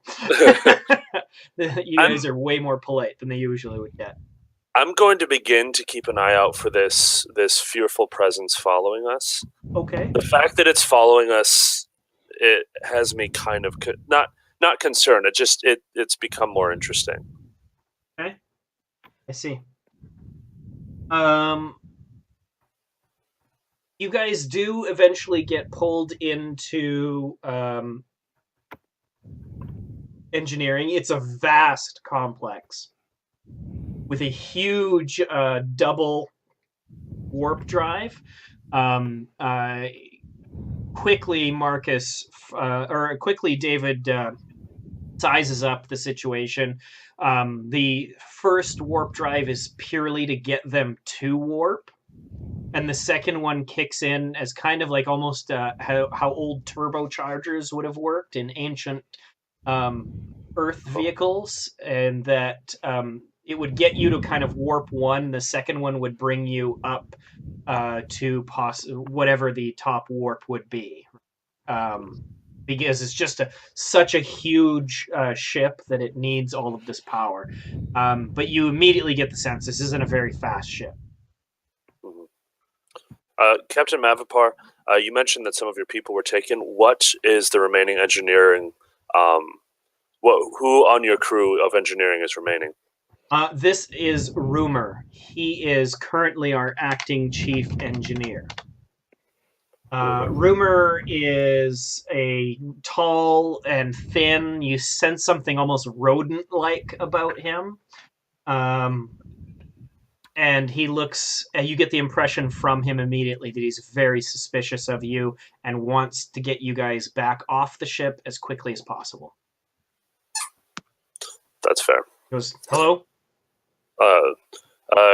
Humphreys, communicate with Rumor and see if you can begin to assess the sources of the situation. He starts taking you over to the life support system, and he starts to say, listen, the chief engineer and most of the engineering crew is taken, so I'm doing the best I can. All right, well, we'll see what we can do here.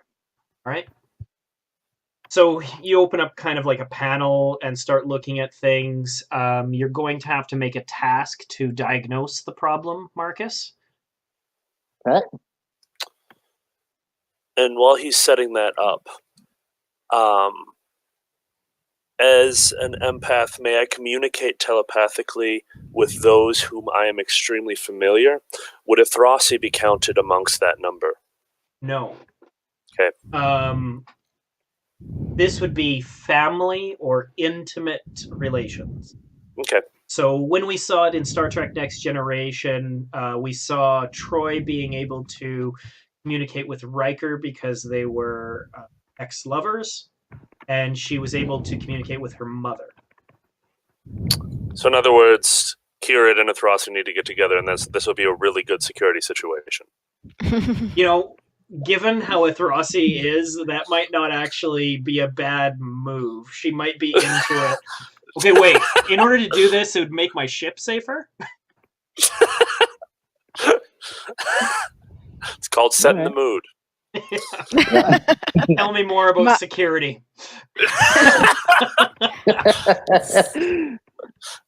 All right.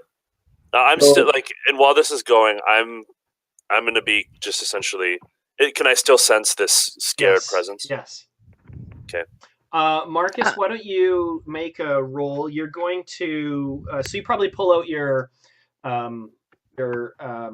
tricorder and start taking scans. You're going to do a reason plus engineering test. And this is on the environmental support system. Now, would you say this freighter is old? No. No, it's new? Brand new. But it is unfamiliar technology. That was going to be my next question. Thank you. Jake, I can see your lips moving. It was a dumb comment. You're fine. 3 successes. Awesome. Not bad. So this was a level 1 task, so you will increase your momentum. Well, I guess you decreased it by 1 because you changed things down to 3, so you're now up to 5. You immediately get a sense of the problem. It's actually not going to be that hard. You and Dizrak could do this repair in a few hours, and you don't have to interrupt life support for the ship while you're at it. Okay. Is it something that I would just... Is it a level of difficulty that this one guy might not be able to do it, or is it really difficult enough that they needed help? Well, you have Dizrak with you here, but the two of you can handle this. This is not a big problem. You could do this on your own if you needed to. It's going to take a couple hours to do. what he's asking is this, does this seem like a trap because this guy could clearly do this, but instead they're not? No, it's pretty complicated. You're not sure what his skill set's like. If most of the engineering crew was taken, who knows? And I mean, frankly, not everyone has Starfleet Academy behind them. Okay. Like Marcus, for all of it, or not Marcus, David, for all of his failings, would count amongst the top, 100 engineers in the friggin' in Starfleet. No, I can tell by his reason and engineering score. All right, so what I'm going to do is, I'll show Rumor. Here's where the problem is. It's going through, this conduit here, and it's causing a cascade reaction through these systems. Eventually, you're going to run out of all power. Basically as a way to kind of judge where his skill level's at. He certainly seems to know his way around a life support system, but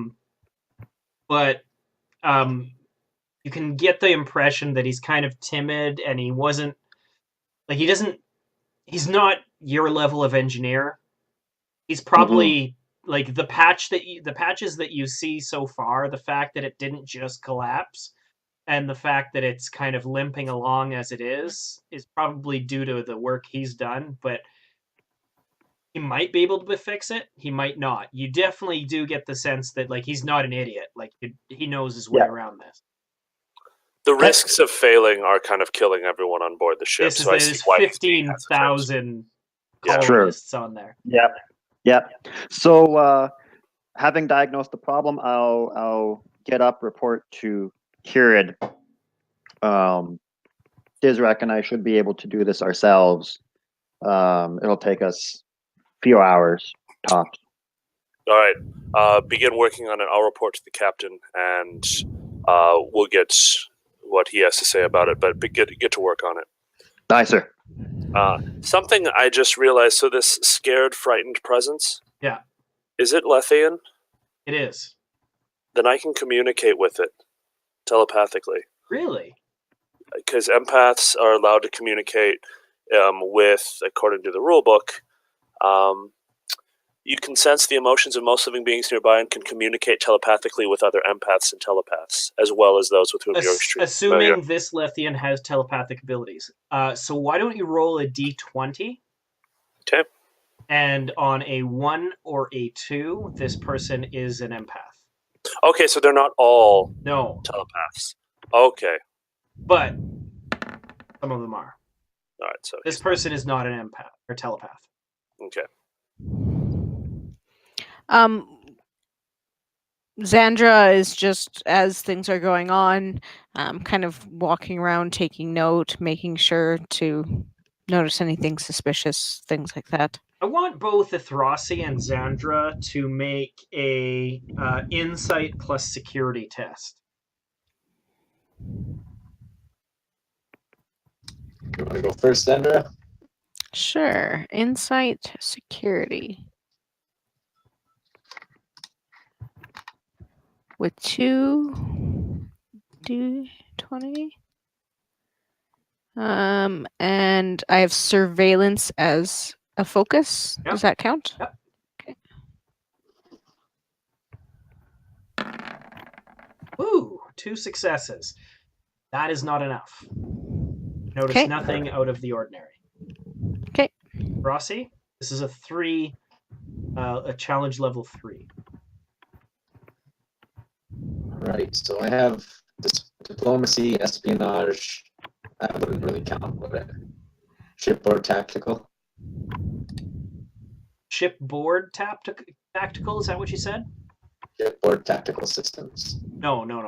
Okay. Also, your voice coming in fuzzy. quite pixelated. How about now? No, still Pixel. pixelated. Okay. I'm gonna hop off and hop back on. Give me 1 You just second. refresh the page, that might do it. All right. There. And also, while he's doing it, as I'm aware of a presence, can I make some sort of check to look around to see if I can find it? Yeah, you can make an insight plus security test. Okay. Would a away team specialist apply to this? Yep. How about now? Yep, you're perfect now. All right. So sorry, that was Insight Insight. plus security. security. Is that 2d20? That's right. Okay. Oh yeah. And did you say yes or no to shipboard tactical systems? No. No. Okay. None of you notice anything out of the ordinary. But you do notice that Kirid is really on edge. Well, I better approach Kirid. And is everything all right, Kirid? Oh, yes, everything is fine. Okay. Just let me know if anything changes. I will. You seem on edge. Everything is fine. Okay. So in order to fix this, we're going to have Dizrak and David do engineering tasks. Dizrak is going to set up a power loop that will allow you to fix this thing while not reducing power to anything. He's going to be assisted by Rumor, which is going to add a additional dice. Why don't we start there? And then David will be doing the actual repair. So 2d20? 3d20 for you. 3d20. And that is going to be a reason and engineering test. And I forgot to report to the captain. I'm assuming that essentially he gives the go-ahead for our proposed solution. I'm sure he did. Okay. Help him out. Fix it.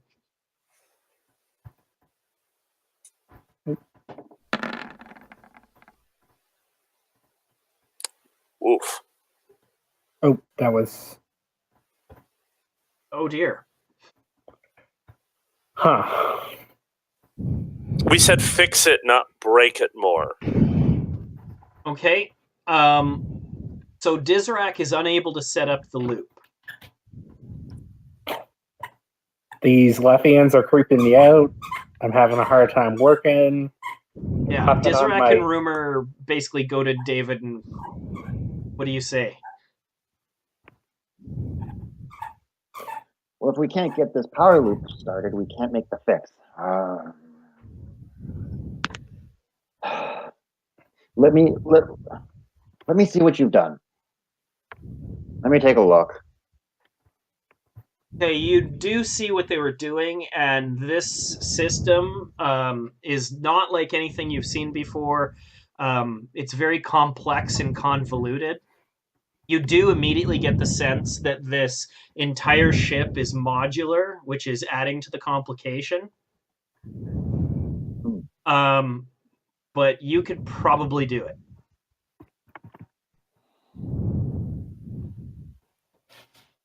All right.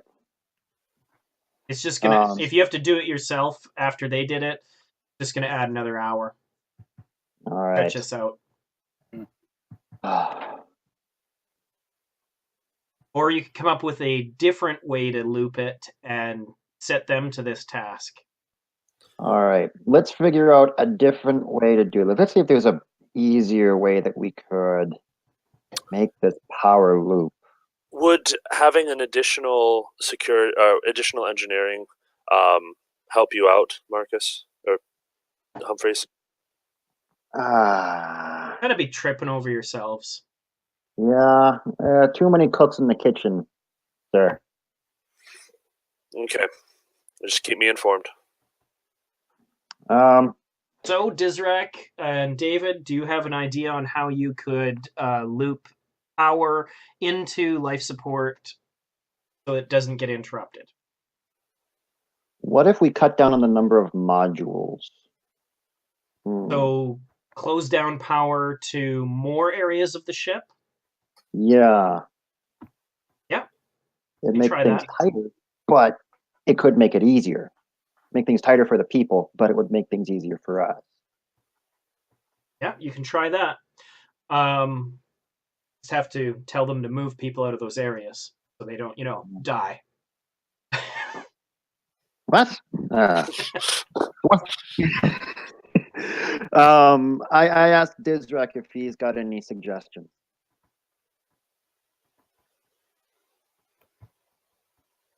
I have no suggestions at this time, and I'm still dismayed by my terrible failure to fix this the first time.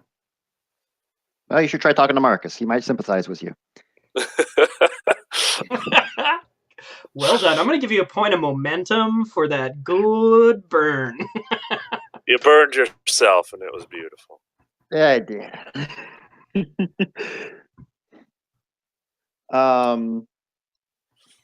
So we'll pursue this line. I'll explain it to Kieran. We can't do the power loop like we want to.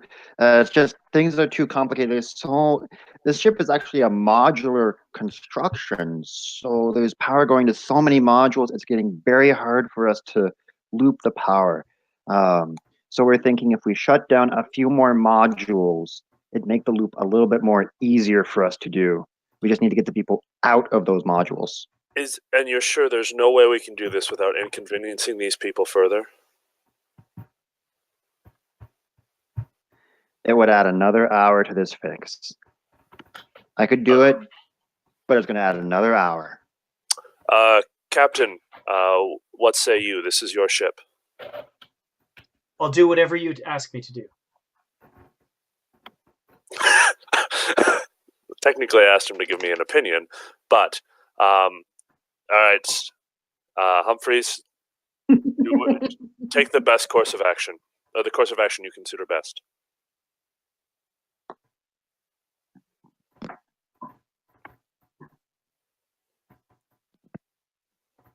Let's try to make this loop easier.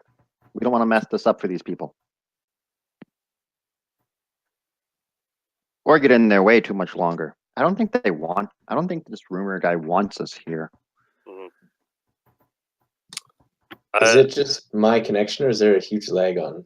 Huge lag. Tim's. It was awesome. All of a sudden, his mouth stopped and his voice kicked in. Okay, it wasn't just mine then. All right, so Captain, this repair will likely take a few hours. Would you like to stay here with us to observe progress? Sure. Okay. And while this is happening, I think that Kieran would take this opportunity to talk with the captain and see what he can learn about these people, their mission, if he's willing to share. I mean, I'm not looking to pry into any information that they'd consider rude or just making conversation, just trying to learn more. Okay. What do you say to him? You mentioned that you were, this is a colony ship bound for your new homeworld. Who are your people? The Lethean people. And what is it that you, where is it within the expanse are you going? We are going to Jom Dakar. Do you have coordinates for Jom Dakar? Yes. Interesting. But I prefer not to share them. Understood. No need. That is your business and not ours. And so this is going to be your new homeworld for all of your people. Yes. And you mentioned that. Could you tell me a little bit about? What's a polite way to ask about someone's religion? What's your religion like?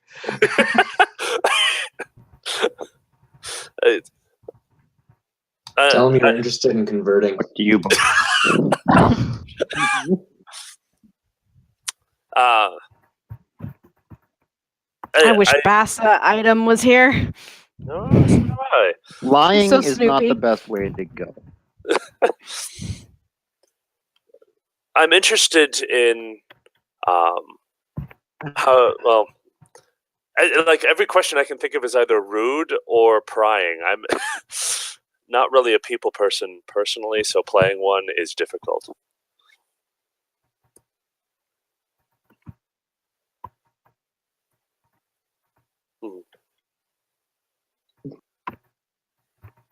I'll leave it at that. That's good for me. Okay.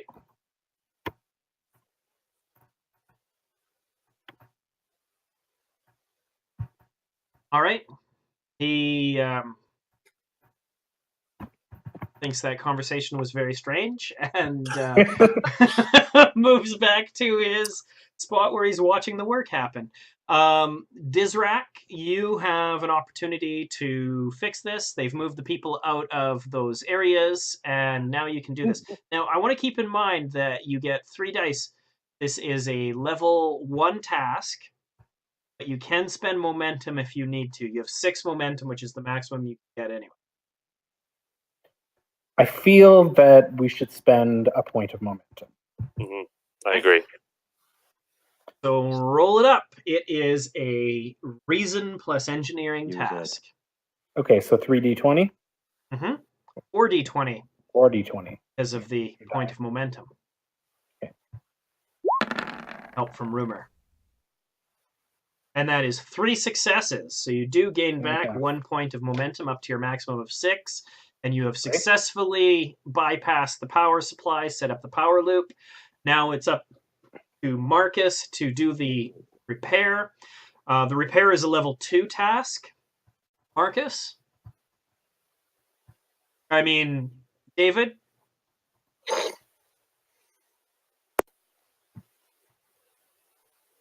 And you still have 6 points of momentum. Okay. Can't hear you, Tim. It's lag, I think. It's coming. I will use 1 more point. Okay, so then you get 3 d20.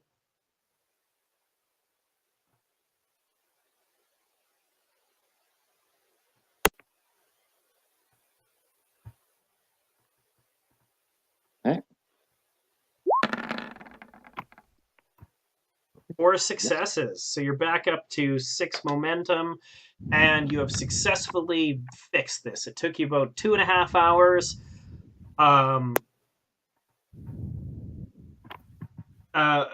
Mavabar is over the moon thankful. He says, "Thank you so much. You have no idea how much this means to me. Us getting to Jamdakar is everything, and we were so concerned we would start losing people. Thank you very much. We will forever be in your debt. If the Federation need a friend in the Shackleton Expanse, you have found a friend in the Letheans of the Jamdakar." That is good to hear. We are thankful, and we are happy that we could have provided you assistance. We insist on inviting you to a ceremony of thanking 1 hour from now. We insist your entire senior staff comes. Please. It would be a great insult if you refused. I'll return to the ship and convey your wishes to our captain. All right. He's able to take you on a much more direct route to the transporter pad. You transport back to the Bonaventure and then back to talk to the captain in the bridge. Quick question. Did the scared presence follow us the entire way? Yes. Okay. Before we meet with the captain, I'd want to speak with Ithrasi as the head of security. Yeah. I'm here. Let's talk. So you noticed that I was a bit on edge on board the ship. I sensed a presence. It was a frightened presence, and I sensed it nearby watching us when we went aboard, and it followed us the entire time we were there. I tried to find this presence and locate it, but I didn't want to raise suspicions of the captain, or cause any undue harm. Again, it wasn't threatening, but I felt it felt frightened of something, of us, of something. I don't know. Okay, that might be something we'd want to follow up on. I'm not very comfortable with all of the senior staff going, etiquette be damned. I would prefer just a small party going, but this is maybe something we can. So, certainly there have to be Starfleet protocols concerning this. This like there are thanking ceremonies section of the protocol handbook. This falls under diplomatic relations. It's not necessarily a first contact situation because you have relations with the Letheans through the Klingon Empire, which you're in alliance with. But really, how you move forward is up to the captain under the advice of his senior staff. And something that I would have wanted to make note when it happened was the general emotional state of Captain Mavabar after the fix, and as he was inviting the entire senior staff of a Federation starship to a thanking ceremony. Extreme gratitude. Okay. As I would have expected, but so after that conversation, then you guys arrive on the bridge, make your report to the captain. Why don't you go ahead and do that? This is also a new scene. So that was 2 scenes. You're down to 4 momentum. Captain, we're pleased to report that the repair was a success, thanks to the engineering brilliance of David Humphreys and what was her name? Dizrak. They were able to successfully repair the environmental controls, and everything seems to be in order. The captain has invited all of the senior staff, and invited is a bit mild of a word. He insisted that we attend a thanking ceremony in our honor for what we have done for them. Well, he also very passively aggressively mentioned that it would be a great insult of us if we were to refuse. It is well known that passing up on Lethean thanking ceremonies is gravely insulting. So we will all need to attend. I would recommend against that, Captain. We're not exactly in a place where we can back up as easily at hand or quick at hand. I do have one additional item to report.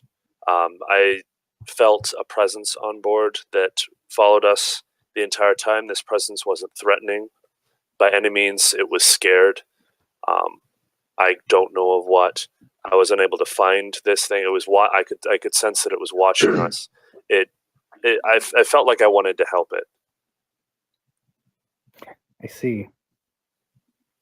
Is there any way we could follow up with this creature to see what's happening with it? Ask it some questions? As we were unable, I was unable to find it, and I did not want to arouse the captain's suspicions, or act in any unseemly way, just based on that feeling. The individual was following us through the entire time, so they seemed like maybe they were looking for an opportune moment to speak to us. Perhaps if we end up going, one of us can sneak off to the toilet.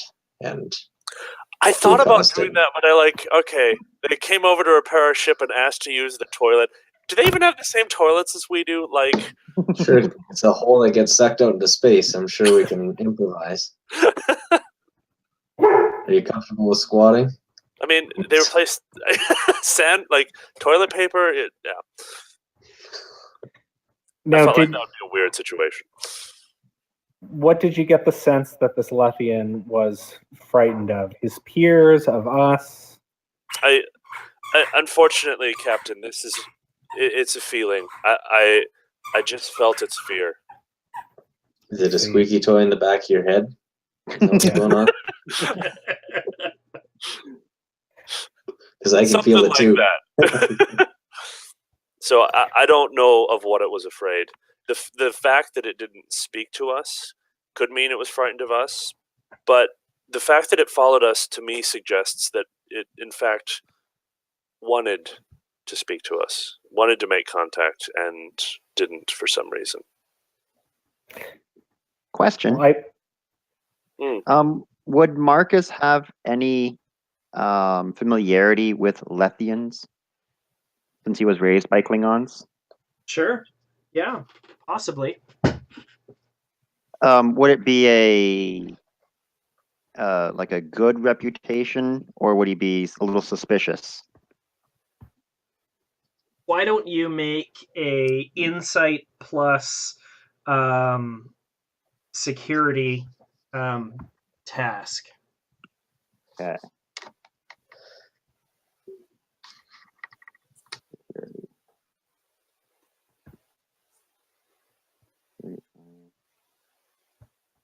No good focuses there.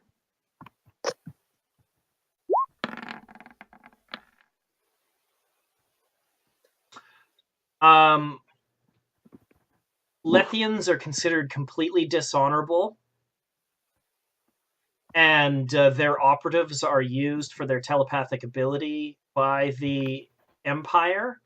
But you wouldn't trust a Lethean if for all the Latinum in the galaxy. I'm saying this primarily because you just got in a complication. Yeah. Yeah. But you did get a success, so I can ask. You can ask one question about Letheans, and I'll answer it truthfully. And you can ask any additional questions for a 1-point momentum.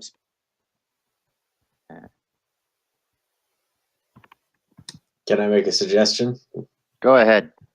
You might want to ask if Letheans can deceive empaths, or something to that effect. Okay. Or project false feelings or something like that. Something I can, I might be able to answer that. They can, as far as I understand it, according to the rules, they can block, emotions can be blocked. Well, no, never mind. No, that's a question you might want to ask. Okay. So could a Lethean deceive an empath? It is certainly possible if they were an empath themselves or they were particularly strong-willed. All right. Do you have any other further questions for 1 momentum? So, and this could just be my ignorance of Star Trek lore, but would the feeling of fear in a Lethean be something significant? I understand Klingon culture is very warlike and militaristic. I just don't know if that would be even a question worth asking.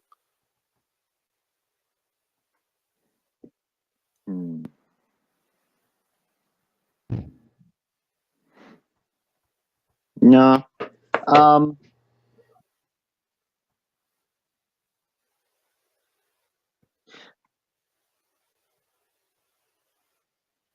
I'm going to ask, I'll spend 1 point of momentum and ask if I know anything about Jom Dakar. Okay. Ooh. Jom Dakar is a word in Lethean that means utopia. It is both a place in the physical realm as well as a kind of ideal that they strive to. The predominant Lethean religious group uses the word Jom Dakar around their actions and their ideals and so on. And up until the liberal reforms of the empire in the last 50 years, it was an oppressed religious group. But there has been a lot of imperial kind of allowances made for this. But Jom Dakar is this kind of utopia that they all seek, some believing that it's kind of within themselves, some believing that it's out there somewhere, some believing that they'll achieve it in the afterlife, and in some cases, a combination of those things. These ones apparently believe that it is a physical place. All right.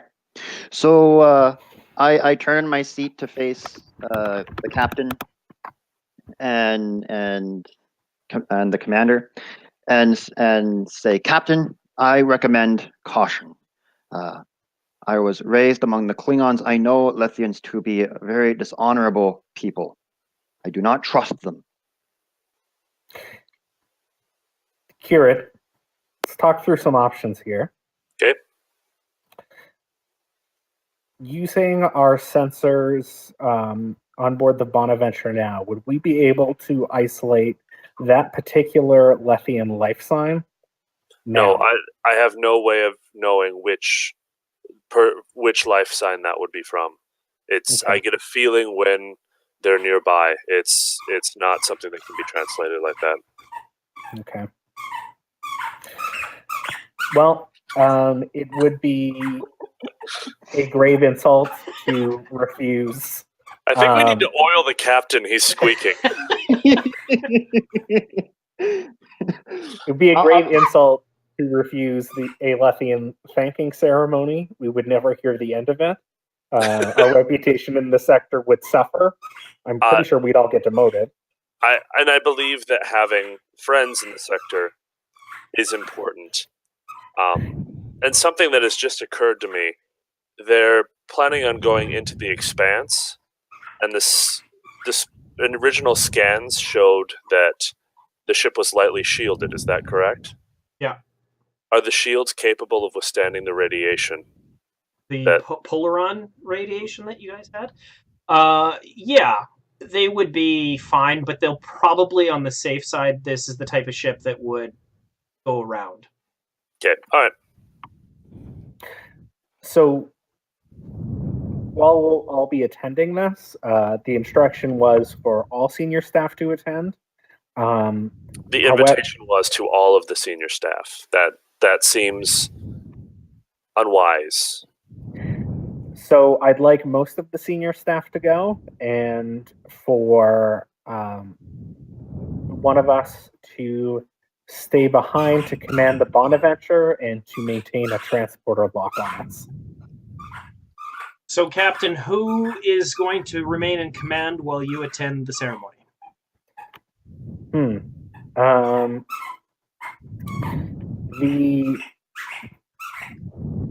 It's a lot of squeaking. It adds suspense. It does add suspense. That's the captain's stress ball. No, that's just these chairs that we're sitting in. It's a really old ship. Yeah, haven't been a while. That's one thing we haven't got around to.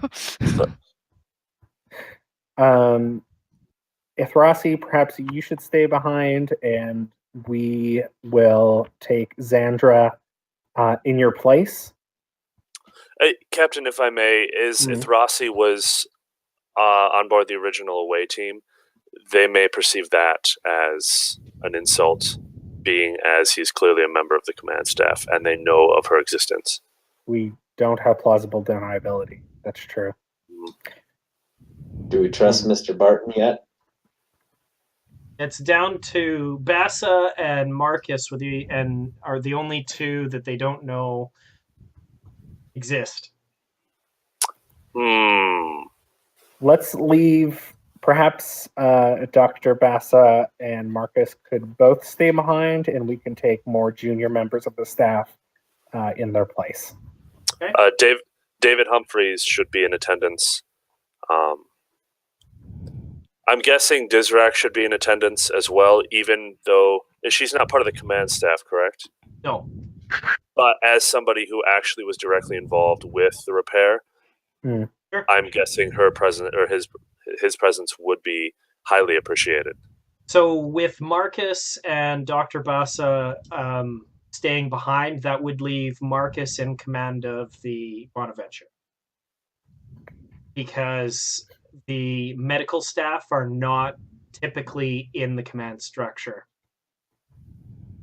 Is there any way we could just demote Marcus again before we go?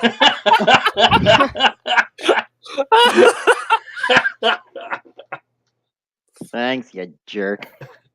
I kind of understand the impulse not to have an openly anti-Lethean come to a Lethean thanking ceremony with us. I get that. I get that desire. But to leave him in charge also doesn't feel wise. Yes, especially given what happened.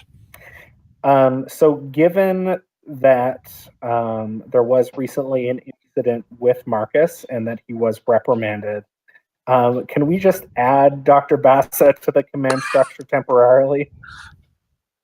Not really. No. No. The doctor has the ability to take command of the vessel, but only in extreme or emergency circumstances. Captain. The Because emergency they're circumstances typically is gonna be busy Marcus. doctorate. If you ask the doctor, she will want to come. We have the use of anesthetizing gas that we've used well in the past. This is the difficulty of command decisions. Mhm. All right, Marcus is in charge. Marcus is in charge. Is Dr. Bassa going with you? No, she is not. She'll be supervising Marcus. But I'm so good with people. Captain, I don't I- think that Dr. Bass actually has the authority to supervise Marcus, according Supervise in a medical counseling sense. Blow your nose! It's dripping. Are you worried about his mental well-being, Captain? I feel that it would be prudent to have another officer stay with him. Very well. As they give you a telling look. I ask the captain if he has any further instructions. To stay alert and to maintain a transporter lock on us at all times during this thanking ceremony. Yeah. I was wondering if there should be a code word to transport us out, but that would be too confusing and unnecessary. If we need transported out in an emergency, we'll just say transport us out. Beam us up, Scotty. And standing order Melon at the baller! first. Melon baller! These Please pretzels return are us making to me the- thirsty. And the order to Marcus would be to have us return to the Bonaventure at the first sign of danger. Okay. As we know, Aye, these sir. Letheans can't be trusted. Aye, sir. Is this a dress uniform situation? Absolutely. Okay. We need to represent Starfleet well here, sir. I feel that our presence will be enough and that we should just go. Okay. It's your command, sir. So you guys head down to the transporter pad and transport over for the thanking ceremony. At this point, this is a good spot for us to call it a night. Call it there. Mhm. And we probably should also make an